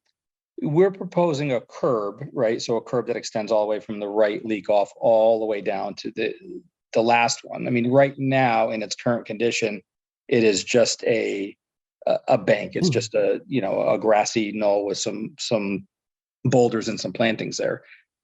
are the curbs causing an issue? I mean, if we got rid of the curbs completely and just allowed water to dissipate onto and keeping the leak offs as a a supplemental drainage area. I'm just trying to I don't know. I mean, I think we're open to different ideas and options on how to. We all want the same result, right? We want to just enforce the bank and make sure it doesn't continue to erode away. And I agree with Ryan, and I actually find the idea of moving that second or that middle spillway forward a reasonable one. So I would be in favor of that if that solves the conversation. May I comment as well? Sorry, Director Evans, when you're done, I'd love to comment. This is Deirdre Kamlani. I would just like to finish what I'm. Yes, I think if the leak offs can be adjusted so that they are taking any water that does back up behind the speed bump safely and non-erosively to the stream, then that solves the issue. The leak offs, I think, are going to need to have some roughness to them. It's sometimes just stones are put in them, anything to slow the water down. That's what you're trying to slow the traffic down. We're trying to slow the water down. So that's we did have that in our original plan. It really came down to cost. They were significantly more expensive to do like a Belgian block leak off. I'm not talking about Belgian block. I'm talking about putting some stones in the asphalt as the asphalt is poured. Gotcha. Okay, that could be an easy fix. I'm not talking about Belgian block. Okay, thank you. And Chairman Harris, it's really up to you. Okay, Deirdre, did you have a comment? Yes, I just wanted to thank you. Thank you very much for giving me a chance. I'll quickly comment. I just wanted to correct a few things. When I said in my last testimony to Mrs. Milligan's point that the president of the association was not in favor, I said the president of the Angus Lane Association. I'm so sorry if there was confusion, but I did say Angus Lane Association. I meant Greg Stacy. So I just wanted to clarify I wasn't misrepresenting anyone's view on this. And also there are 5 neighbors down here, not just me, who were opposed to the speed bump for various reasons. So I didn't want to make it seem like this was, my personal issue. It's far from that. I have lived across from this watercourse and care very much for the health of the watercourse, and have been very concerned by the erosion. And that is really what started our concern about having the speed bump.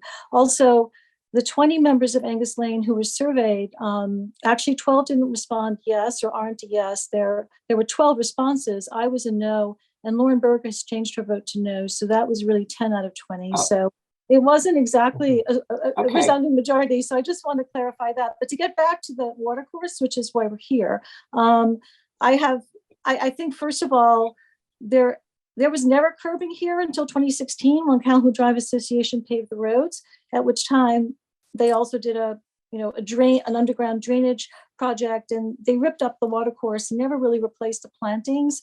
And that's when the erosion project started. And they also added the curbing, which is a great concern to me. The curbing at 102.6 on the map. I was told that curbing would that leak off would be closed off with curbing. And I think that would enormously help me because there's a head wall right there. And my pond drains out into that watercourse, and that's where all the erosion is. So if that curbing could continue down, or if that leak off could be closed off, that would be enormously helpful. And the other thing that we've been asking for from the beginning was a proper drainage study. There's been no traffic engineering study, as Ms. Milligan said. The traffic engineering study was done 20 years ago when we first looked at adding speed bumps to the other busier roads. I learned from Mrs. Berger that when the original traffic study was done, it was actually determined by the engineer that speed bumps were not required on Angus because there were only 9 houses past the second speed bump. So there really isn't a lot of volume of traffic, and that a third speed gate instead of a speed bump would probably be enough to deter traffic. So I'm not quite sure why we can't try that first and use the time, maybe the next year or two, to repair the watercourse, have a planting plan, get rid of the erosion, make sure the curbing works, and then maybe if the gates don't work, we could look at adding a speed bump at some point down the road. Well, my guess is that Amazon didn't exist 20 years ago with multiple trucks going down these streets. I have issues with them blasting That's by no, my you, house as well. that's But- very true. I would say that if they don't particularly slow down, they slam on the brakes, roll over the speed bump and speed up again because they're on a clock, they don't own a truck and they don't really care. So Okay. also the other thing I would say is that if Ms. Milligan thinks that gates don't work, we have 7 sets of gates between the entrance and Upland Drive in my home. So we have Okay. speed bump and gates. So perhaps, we could remove those then if speed bumps by themselves work. That's all I wanted to comment. Okay. Thank you. So Beth, where does this leave us? If they can, again, I think this is a case where they've heard my comments, they've heard the agency comments. If they can submit a plan that shows a speed bump or a leak off in a different location, it could be handled as an agent approval. Okay, so I'll make a proposal to have this proposal moved to agent approval pending relocation of the leak off and aggregate added to a note calling out aggregate being added to the leak offs to slow drainage into the adjacent stream bed. If those are submitted, then staff is free to make this an agent approval. Does that capture? May Does I that ask capture one it, Beth? thing? Are we able to close off the curb, that leak off, that first leak off on the northernmost point on the map, as the association promised me they would when they spoke to me about it last year? Can you have that conversation off camera, as it Yes, were? certainly. And we'll get a revised map from you, and that's what the agent approval will be based on. So okay. Thank and you. if I may ask Stephanie Milligan again, a comment with regards to Mrs. Kamlani comment on what started. We started the conversation wanting to make it work and help her. She opposed the project. We ended up having a proper engineering firm come, which is what we should have done from the onset. And they're the ones who said we need to keep that one open because actually her driveway is just on the other side and her driveway is on a slope. The water comes down very quickly and the water needs to actually be drained off the road. And if we actually move that curve past her culvert, basically we end up having too much water that stays along the side on the curb. So Okay. Well, if you can have your engineering firm provide that information as part of your revised plan, that would be terrific. Thank you. Okay, thank you. So I made a proposal. Is there a second? To move this to agent approval based upon the conditions I outlined. I'll second that one, Brian. Thank you, Jay. Is there any abstentions or objections? Okay, hearing none. Good luck, and we will move on to the next part of the agenda. Next, we have 4 agent approval permits. Are there any questions, agency or public questions, comments on any of tonight's agent approvals? Brian, sorry, Yes. there's 2 new applications for review. Oh, I'm sorry. I totally jumped ahead. You're absolutely right. And yes, I scrolled down too far. Sorry, new applications for review, 2023-037, 25 Richmond Hill Road, Soundview Engineers and Land Surveyors for Carrie Steinherb and Fleet to construct a stone retaining wall along the property line amidst wetlands to include drainage. Sarah, please. Thank you. So Jen, could you actually scroll down just a little bit more? The focus of our review is on the stone wall that's lining the driveway. And it's broken up into a couple, it's 3 pieces there. So it's quite a long driveway. And I've promoted Bob, you should be able to talk. So there is an existing stone wall that runs north to south along the western side of the driveway. And this was constructed sometime in 2009 when the property was owned by a previous owner and the site was under this agency's review. Staff at the time had noted the construction of this freestanding stone wall was on the neighboring property to the west, but that, quote, the wall was not likely to have long-term impacts on the regulated areas. So the new proposed stone wall will be on the east side, will match the existing one that's existing, and it will continue in an L-shaped configuration. You can see it just at the top of the screen there. Yep, thank you, Jen. There's an area where the wall crosses a defined wetland. There, you can see the dotted, so actually, Jen, there might be if you scroll to the left on this map. Yep, there we go. That's the section of the driveway. You can see the wetland there. There you go. Yep. During this crossing of the wetland, the applicant is proposing to lift the bottom of the wall to allow stormwater to flow through an existing outlet pipe. There is also a stockade fence directly behind it or to the east of it that you can see on the map that's existing. So there's the fence. They're proposing stone wall. To minimize any potential pollution or environmental damages, the applicant is proposing a mitigation planting plan along the driveway's eastern wetland. The planting plan was not submitted at the writing of the staff report, but if the agency finds this acceptable, a condition of approval should be to submit the planting plan for review and approval prior to the issue of the permit. What else? There is a second pipe crossing the driveway that was partially covered. It will be uncovered during this new stone wall and reestablished to work properly. They're proposing standard erosion and sediment controls, and I'm just asked that they extend it. I think they might have left it off the site plan, but we'd like that updated on the site plans to put back or put in silt fencing. Also, during the site inspection, there's a small shed that was noticed on the western side of the stone wall it was directly across from the house. It's not causing any adverse impacts, but it should be located on site plan since it's in our upland review area.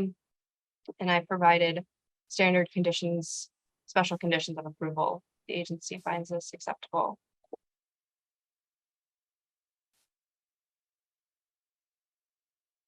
Thank you, Sarah. Quick question for you. I see that this proposed stone wall, there's several trees that it runs very close to. Is there any concern of damage to these trees? Are these trees being removed as part of this proposal? No trees were proposed to be removed as part of this. Okay, because I'm just wondering about if there's the construction details on this wall, will it result in root damage and tree loss? Maybe the applicant can speak to that. Yeah, this is Bob Smarslak, Soundview Engineers. Bob. Hi. Yeah, I think one or two of those trees might have to get removed because of the roots, the position of where those roots are adjacent to the wall. I think one or two of them are on the neighbor's property, but the neighbor was at the meeting that I went to, and the neighbor is okay with that. He wants they're okay with losing trees? One or two of them. I don't think there's very many at all. There's one or two that I think have to be removed. Okay, so I think it's just important that the neighbor understands. Yeah, no, he's okay. That's part of the project. He wants to clean up the whole property line area there anyway, because I think that fence has seen better days. So. Where are the trees, please? Can we see them? I think it's that probably 50 feet from the wetland, that 12-inch maple. I think that has to go. And I'm not sure about that larger tulip. No, probably not. And then that one that's, I guess, is that to the north of the inlet there? Yeah, the one sort of on the match line. I can't see anything here. I'm sorry. Can you zoom in? There's one on the match line there. Well, I'm seeing Jen's screen, but I don't See the one that's going right through the match line there? see the match line. Half of it's there. You can, 12-inch Elliot, you maple. can go to, I'm sorry to cut across. Elliot, you can go to view options at the top of your screen and go to zoom ratio and pop it up to like 200. And Oh, we'll- that tree's dead. Yeah, 12-inch elm. Okay, now I see it now. It's labeled on the other, to the right, on match line 1. So you're taking out a 46-inch tulip. I don't think no, we're not showing that being removed. But I guess I'm just concerned about the footings for this wall. We were Will going to keep the footing shallow on this. Okay. Very shallow, how shallow is very shallow? less than a foot. And how, I'm sorry, I'm not an arborist, but how deep are the roots on a tulip tree? Ooh, I couldn't speak to that. If we could, Yeah. maybe we can get a letter to that effect or an idea of what you're losing here.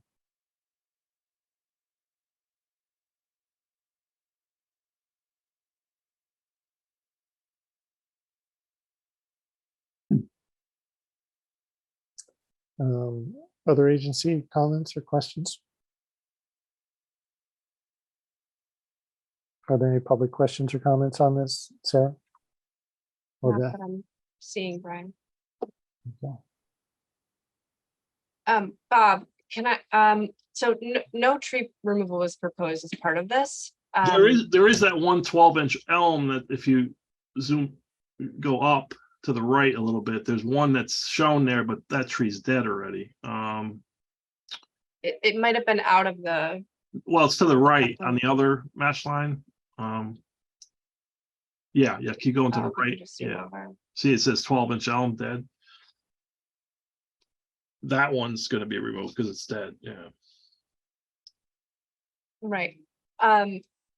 So to the chair's point, and to Mr. Benton's point about the tree removal, I want to know what you were removing and if there's any way that you can maybe have a bump out in the wall. I mean, that 46-inch tulip, I wouldn't want that to go, and any of the trees within the Yeah, wetland we can do themselves. that. We can certainly do that. Yeah.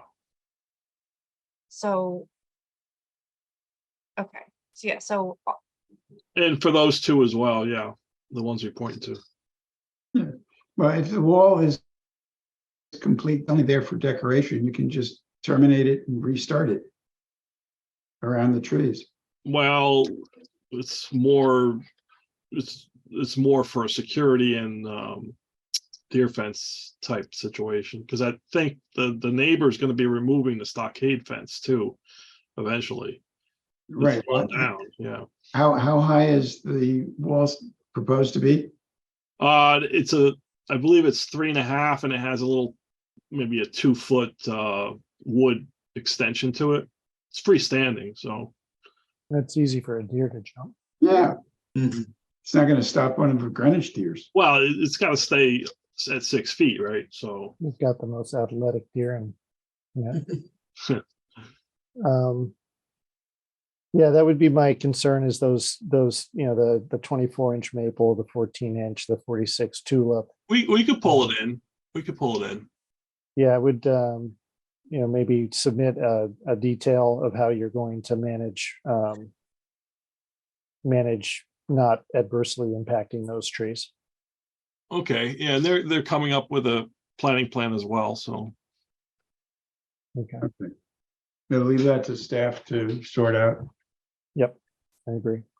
Any other agency questions or public questions or comments? No? Okay. Elliot, you want to make a motion on this one? Actually, I don't think we need a motion on this Brian, because the staff, they can just submit the revisions to staff. And if staff then considers that it's approvable by an agent, they do it. Elliot, you need to approve, Making it an the, agent approval. yeah, Well, if So I'll I'm make a going to- motion. I'll make a motion to move this to an agent approval pending adequate representation is provided, or plans or details that maintains the borderline plantings adjacent to the wetlands. Okay, I'll Clear as second. mud. Thank you, Ellen. Any objections, abstentions? Okay, very good. Let's move to agent approval then. And I will make sure I scroll up here to get to the next one. 2023-040, 29 Cottontail Road, Hoffman Landscapes for John Bishop and Kristen Orell. Expansion of a patio, prefabricated spa, install pergola, decking, and plantings. Sarah, please. Bob, another Bob you should be able to talk to in just a few minutes. So if you think of this property sort of in two parts, there's an upper portion where the blue is. That's where the proposed deck, patio area, spa, plantings, they'll all be situated in this upper portion, which is adjacent to the house. This area is separated from the lower area, the sort of the side yard where the wetland exists, by ledge and a steep change in topography. The applicant is proposing native plantings around the ridge, the future fence line, as well as adjacent to the house. No tree removal is proposed as part of this permit. The closest activity to the wetland is a Coltec system, which is approximately 20 feet from the wetland. The wetland is actually a pond and wetland buffer area. It's maintained as lawn right down to the banks on the southeastern and southern portions. The western, north, and northeastern portions of the pond and wetlands are maintained in their natural state. The wetland buffer to the south and southeastern side is comprised of mostly invasive vines and low-lying vegetation along the lawn area. An application from 1990 previously required a 5-foot dense buffer planting along the pond edge. These plantings don't appear to have survived. We're recommending that the vegetated buffer planting be reestablished.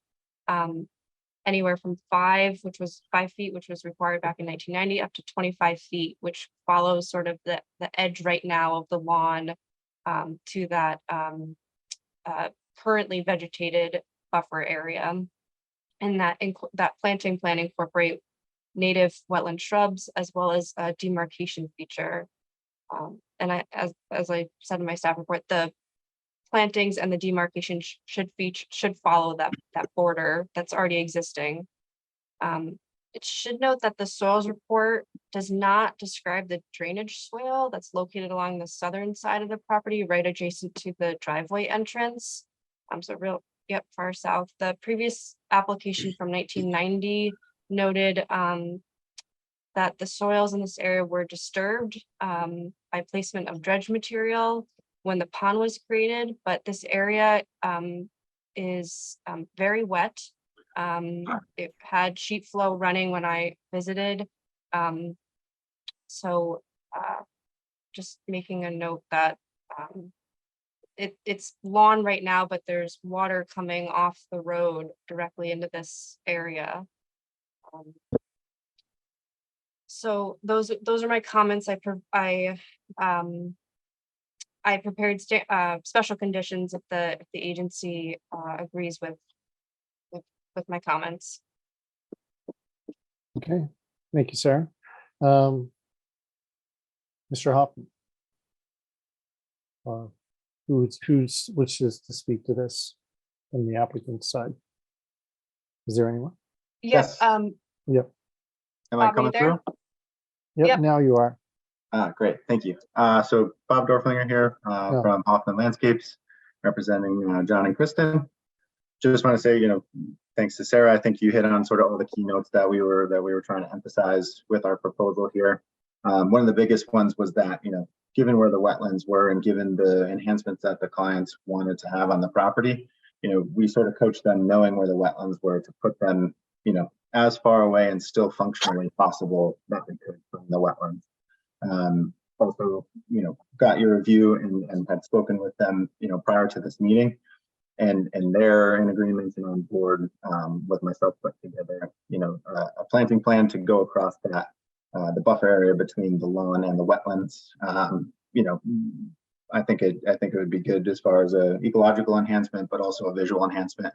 It's not so pretty to look at what we got going on there now. So happy to do those things. And if we want to talk further a little bit about the drainage swale, I'm happy to touch on that a little bit too, because we had explored some ideas there.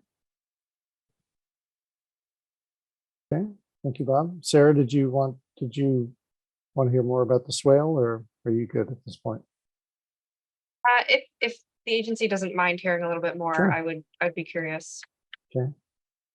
So the clients had highlighted that was an area of concern with them. A lot of that water is coming off the road. So there's actually a swale on the opposite side of Cottontail that cuts underneath, and there's actually a decent sized pipe that daylights onto the Oral Bishop property. And we had talked a little bit about, we want to get the back part of this project going. We want that to be the primary focus here. But if there was an opportunity, while coming in front of you guys for us to come up with something creative for, a vegetated, riparian area where we could armor maybe a little bit of the low-lying area, add some velocity dissipators in there, add some natives versus lawn. That would be something we would be excited by the chance to do. Okay, very good. If you're excited, I'm excited. Sarah, does that answer your concerns? Or does that seem like a feasible path forward? Yeah, I think Bob, we'd love to see you again, and how to make that area more stable and functioning for the wetlands for sure. Okay, very good. Other agency questions or comments? Public questions or comments? Okay, someone like to take a shot at a motion on this? Don't jump all at once. Okay, I'll do it. Oop, sorry, I didn't want to cut across. All right, I'll make a motion to approve with the additional with the standard and special conditions in the staff report, with the additional condition of working out with staff an approach to mitigating the road runoff with an appropriate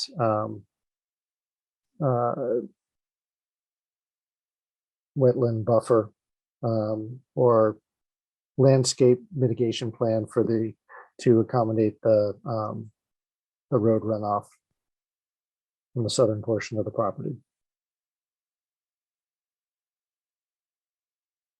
Is there a second? I'll second. Okay, very good. I think we'll give that to Mary because she's the newbie. Okay, any objections or abstentions? Okay, hearing none, we'll move on. Thank you. Awesome, thank you guys. You're welcome. Okay, we have 8 applications to be received for next month, 2023-042 through 2023-049 inclusive. I'll make a motion to add those to next month's agenda. Is there a second? I'll second. Thank you, Jay. Any abstentions, objections? Okay, hearing none, it passes. Okay, now we're to agent approval permits. We have 4 tonight. Are there any questions or comments regarding the agent approval permits this evening? Okay, hearing none, we will move on. Mr. Chair, there is a hand raised in the Okay. audience. Please.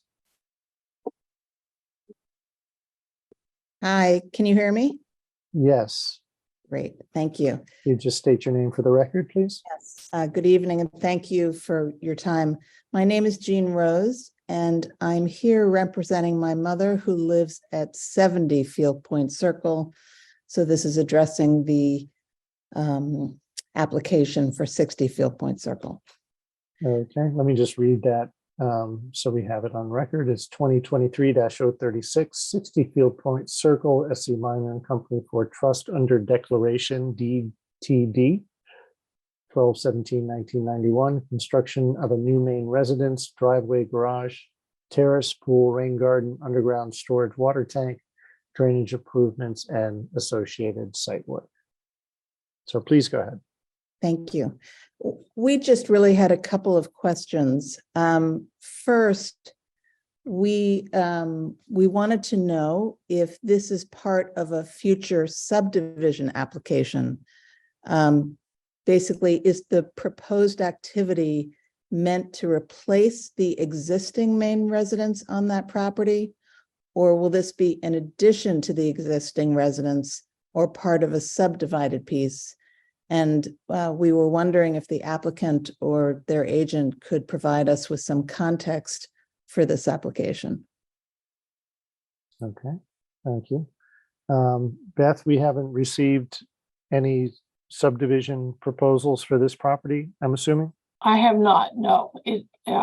The agents for this applicant came in and spoke with me. It is a new residence proposed for the property. Thank you, Jen. It's a new residence proposed, and it is virtually entirely outside of the upland review area, with the exception of a small portion of the driveway. So it is entirely new construction. It is not a subdivision. Okay, is it something that a question would be posed to P&Z by Ms. Rose? She certainly can. We would be getting it before P&Z regardless. Yes, and I don't know if P&Z is reviewing this as well. The only encroachment in your regulated area was a portion of the driveway, which is within the 100-foot review area of an off-site drainage ditch. So, okay.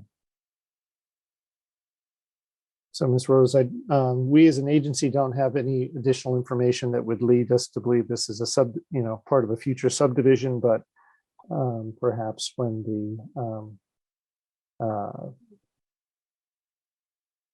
it may be a question posed to planning and zoning, but we typically get these subdivisions typically have to pass wetlands if there are wetlands on the property. Okay. So we should have heard it, but my recommendation would be to reach out to planning and zoning. Okay. And ask them about this this address. Thank you. And one other question. Sure. We just wondered because the applicant sent a letter to my 93-year-old mother right before your last meeting, and she only recently got it over to us. And so we wondered if we could ask that this matter be continued for 1 month so that we can review the filing with other professionals who can help us understand the impact to my mother's property. Beth, you have any thoughts on that? The notice to adjoining properties is a routine part of any application to the Inland Wetlands Agency.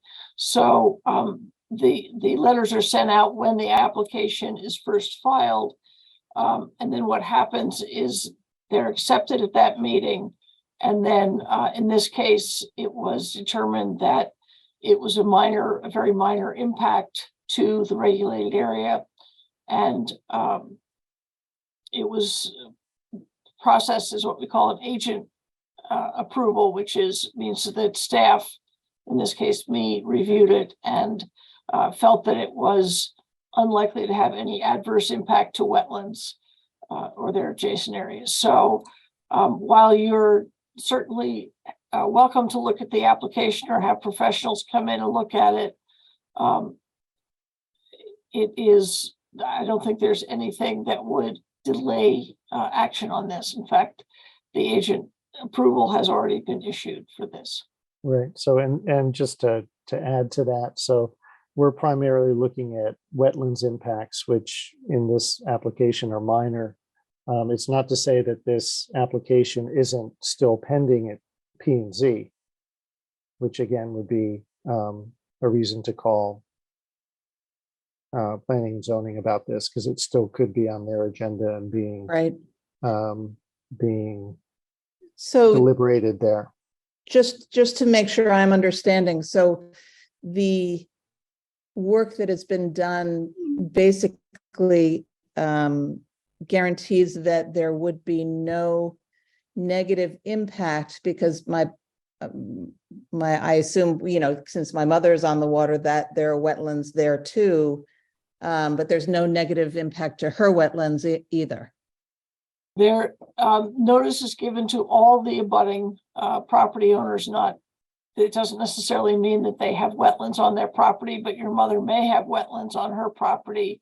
And if they are within 100 feet of this property, then they would have been identified on this plan. So again, I don't know which direction 70 is relative to this property, but the reason it's before the agency is because of an off-site wetland on a neighboring property that was delineated and survey located. So we know there's a wetland off-site, but what they propose to do will not have an adverse impact. It looks like it's the property in that direction is Weinberg. Weinberg? Correct. Sue Ann Weinberg. That is my mother. Okay. Okay. So that's the wetland in question was delineated on your mother's property, I believe, by Jay Fain, and I want to say within the last 10 or 15 years, I think. And so it is that wetland that has caused this application to be before the agency. Oh, stop. 1998, Jay Fain and Associates delineated the drainage feature on your mother's property. Okay. Well, look, I'm not trying to stop or get in the way of the timing of this project. I just, given our experience, because there was work done on the property on the other side of her, which caused major issues, I just wanted to make sure that we had professional advice to make sure that, there were no negative impacts. You're basically telling me that there will not be any negative impacts? That's my opinion. I'm a professional wetland scientist, and I was the one to review this. The applicant's engineers actually came in prior to filing the application, and they had much more work proposed within the upland review area adjacent to your mother's property. They removed, I would say, 99% of that activity, and it's just a little bit of the turnaround on the driveway. Okay. But I'd be happy if you call planning and zoning, call the building department, but also I'd be happy to discuss it with you if you are able to come in and look at the file with me. Thank you very much. I really appreciate that. Okay. Very good. Thank you, Jean. Thank you. Okay. Any other hands raised regarding agent approvals? Okay, let's move on to violations. We have cease and correct 2023-007 for Caesar and Cynthia Masri, 282 Taconic Road for unauthorized construction of a retaining wall within 150 feet of wetlands in a drinking water supply watershed. Katie, please. So into the record, I Kristen, I'm have sorry. email from, yeah, sorry, that's okay. Email from myself to Caesar Massery dated May 15th, 2023. Cease and correct number 2023-007, prepared by myself dated May 15th, 2023. Violation summary prepared by myself dated May 15th, 2023. Email from myself to Caesar Massery dated May 5th, 2023. Field of investigation and photos by myself dated May 4th, 2023. Notice of violation issued by myself dated May 4th, 2023. Updated site plan by Grumman Engineering LLC, submitted April 20th, 2023. Email from myself to Dean Martin dated February 8th and April 5th, 2023. Field investigation and photos by myself dated February 6th, 2023.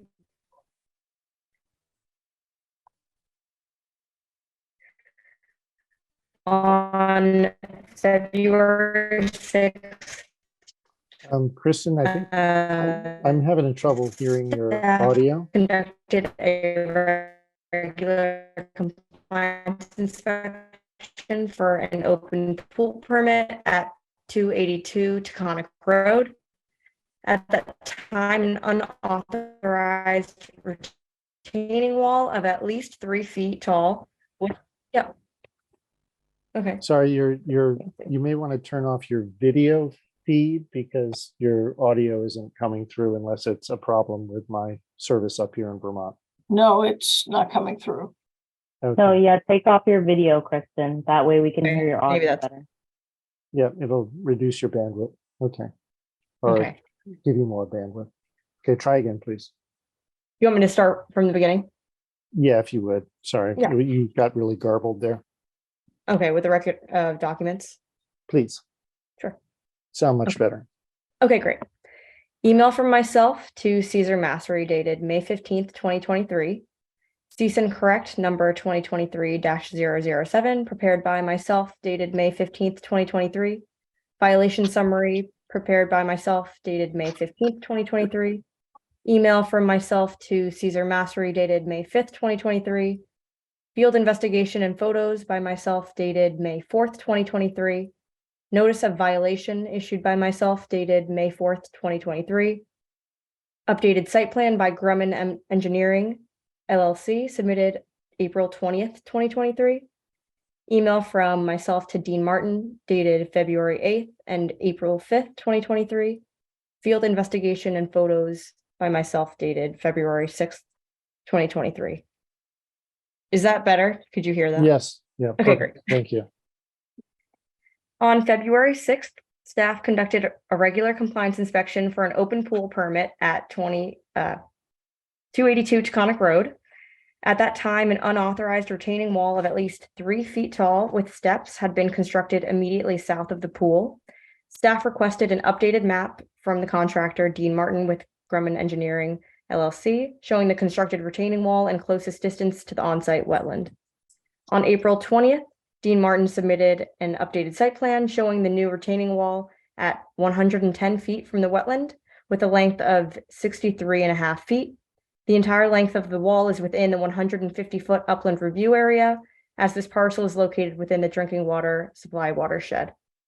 A notice of violation was issued in person to the property owner on May 4th. At that time, the homeowner expressed that they were not happy with the work of their contractor. They thought that the wall was originally included on the approved plans. They said that they were going to submit the application to correct on their own. So staff recommends that the agency maintain cease and correct order 2023-007 and that a certificate of violation be filed on the land records if an application to address the subject violation is not submitted by the deadline of June 19th, 2023. Okay. Thank you. Anyone from the future applicant wish to speak to this, or shall we just move on? Anyone have their hand up? Okay, not hearing anything. I'll make a motion to maintain, cease and correct order 2023-007, and that a violation be placed on the land records if we do not receive an application by June 19th, 2023. Is there a second? I'll second it. Okay. Objections, actually- abstentions? Yes, I'm no. sorry, go ahead. And then there's one more, but you can continue. Okay. There's one more. There's just one more vote that needs to go on this one as well.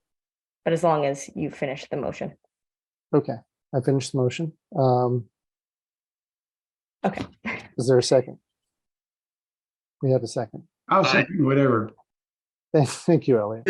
Objections, abstentions? Okay, so we've handled that. Okay, next. Okay, perfect. So on Friday afternoon, on May 19th, the homeowner also submitted a preliminary application materials. So staff is also recommending another vote that the agency receive the application so that staff can begin writing the staff report and move this application forward. Okay, I'll make a motion to acknowledge that staff has received the application and direct staff to proceed with reviewing and writing the staff report. Second. Thank you, Elliot. Any objections or abstentions to that? Okay, hearing none, we are good to go on violations. We have other business public comments, which is 2023-038, 34 Jones Park Drive, Soundview Engineers and Land Surveyors for Sam Saifan. Construct a swimming pool patio with retaining walls and modify existing driveway and install drainage. Sarah, please. Thank you. I see Sam in the audience and Bob Zmarlek is also representing the applicant. So I'm going to allow Sam to speak in a minute if you'd like. So 34 Jones Park Drive was received at the last agency meeting and was assigned to me for review during this month. The proposed activities include a pool, patio with retaining walls to modify the existing driveway and install drainage. All but the driveway modification are within our upland review area. The closest activity to the offsite watercourse is the generator and pool equipment at 35 feet and a Coltech system installed at 42 feet. The pool and retaining walls are at about 65 feet. This property also had an agent approval permit from early 2023 for a deck off the residence. So you see that as well incorporated in the site plan. I did issue an agent approval, but we did receive 2 letters from Brian Muller's office for different neighbors. One was opposed to this, the proposed project, and then one had questions. I don't see Brian or any of the neighbors' names, but I'll keep going. And so as part of the application, the applicant had submitted the 1998 soil survey from Roy Shook for an adjacent property to the west. It's 49 Gilliam. 49 Gilliam has a mapped watercourse labeled as a drainage swale that runs north to south and a remnant wetland in the southern corner, which is further described in Mr. Strick's soil survey and was subsequently described in Ed Jones' staff report from 1998 and again in 2011 by Bob Clausey. Non-wetland soils border the drainage swale and extend onto the subject parcel. And the soil is a type of eudortense. I'm probably saying that wrong, but it's essentially a disturbed soil. That's a non-wetland soil. We did not find that the proposed regulated activities would have an adverse impact to the offsite watercourse if the proposed soil and erosion controls were properly installed and maintained until the site is stable and work is complete. The applicant has indicated tree protection around all of the trees on the western side, and then specifically called out on this site plan. That is also a condition in the staff report as part of the permit. So it's for compliance. Tree protection is to be maintained until the site is stable. No trees were proposed to be removed as part of this application. At the time of writing the staff report, we hadn't received comments from DPW Engineering Division. They had since reviewed it, and they found the drainage summary report acceptable in concept. They had a few questions that will need to be addressed before work is able to start, but their comments do not change our decision to issue an agent approval. So I see Bob is here and Sam, the homeowner. If you'd like to speak, we're essentially hearing this under other business because the two neighbors had written in and they wanted it heard tonight. Okay, thank you, Sarah. Who wants to start? Bob?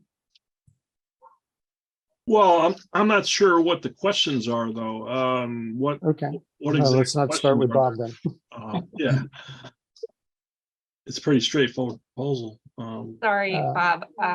It was more, I don't see the engineer from the two neighbors. So it. Okay. I don't think there's much to talk about. I mean, it does appear to be a reasonable proposal that doesn't have wetlands impacts. There may be objections to it on other basis, but we are the wetlands agency, and it seems like a reasonable proposal from what I've seen. So, unless since we don't have the neighbors here to speak to what their concerns are or what their wetlands concerns are, then I think we can just move on. That's fine. Okay. Thank you. Unless you want to bring up something. I'm sorry, Brian. Go ahead. Yes, please. The overview says that we have comment letters from a consultant. We do. I had forwarded those to you. They are from Muller Engineering, LLC. One on behalf of 51 Gilliam Lane, who those neighbors are opposed to the proposed development, and one from neighbors at 38 Jones Park Drive, who don't oppose the development. They just had some concerns or questions. I reviewed both those letters, as did Sarah, and I am confident, based on Sarah's report, the soils that are mapped for this area and the conditions for the drainage and DPW's sign off on the drainage, that I don't see support for these concerns, but. Okay. Okay, I just haven't seen the letters myself. Have these letters been shared with Mr. Smarslak? No. Okay.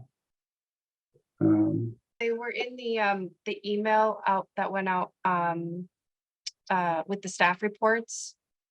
Oh, was it there? Okay. I didn't see that. But again, it's they are available, and we did look at the letters and the concerns at the staff level, and I did not feel that it rose to the level of needing to rescind the agent approval that we had issued.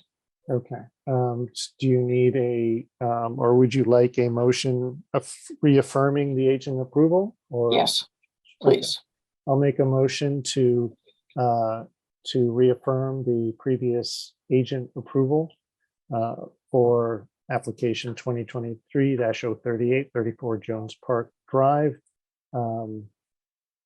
based on the information provided. There does not appear to be impacts to wetlands or watercourses from the proposed development. Is there a second? Second. Okay. Objections, abstentions, and Elliot, your hand is up, which I'm not No, sure. it's not. Okay. No, There's a yellow thing in the corner of your screen, so that's why I'm just saying that. a yellow thing in the corner of my screen. I'll lower it for you, Elliot. There you are. There we Now go. your That's hand's fine. not up. Okay, Yeah. very good. So I believe that concludes tonight's entertainment, unless there's additional business to discuss. Beth or Sarah? Thank you. There is, I sent out, we had gotten a request for, from the owner of 10 Sandy Lane, Michael Goldstein, to the commission dated yesterday, asking that you waive the requirement that the higher application fee for a violation be applied to this case. He claimed that he didn't know that bringing the fill in the back of his property adjacent to the stream was not permitted. He says that he had gotten misinformation, but we're not sure where that misinformation would have come from, because Is the gentleman a new owner? no, he's to the been there. property? No, he's been there for years. Okay, yeah, that does look like adjacent to a wetland and a water course. Yeah, From that's this, a lot of fill. okay. I would, I guess I'll ask for a sense of the agency, but my feeling is the amount of work that will has occurred, or on behalf of the staff, the amount of work that has already been put in and will continue to be put in on this violation will justify the stipulated fee. Is there a sense from the rest of the agency that the fee should be maintained? I would agree with that. Thank you, Ted. Are we looking at a picture of the fill dump down? Yep. Yes. Oh, increase it.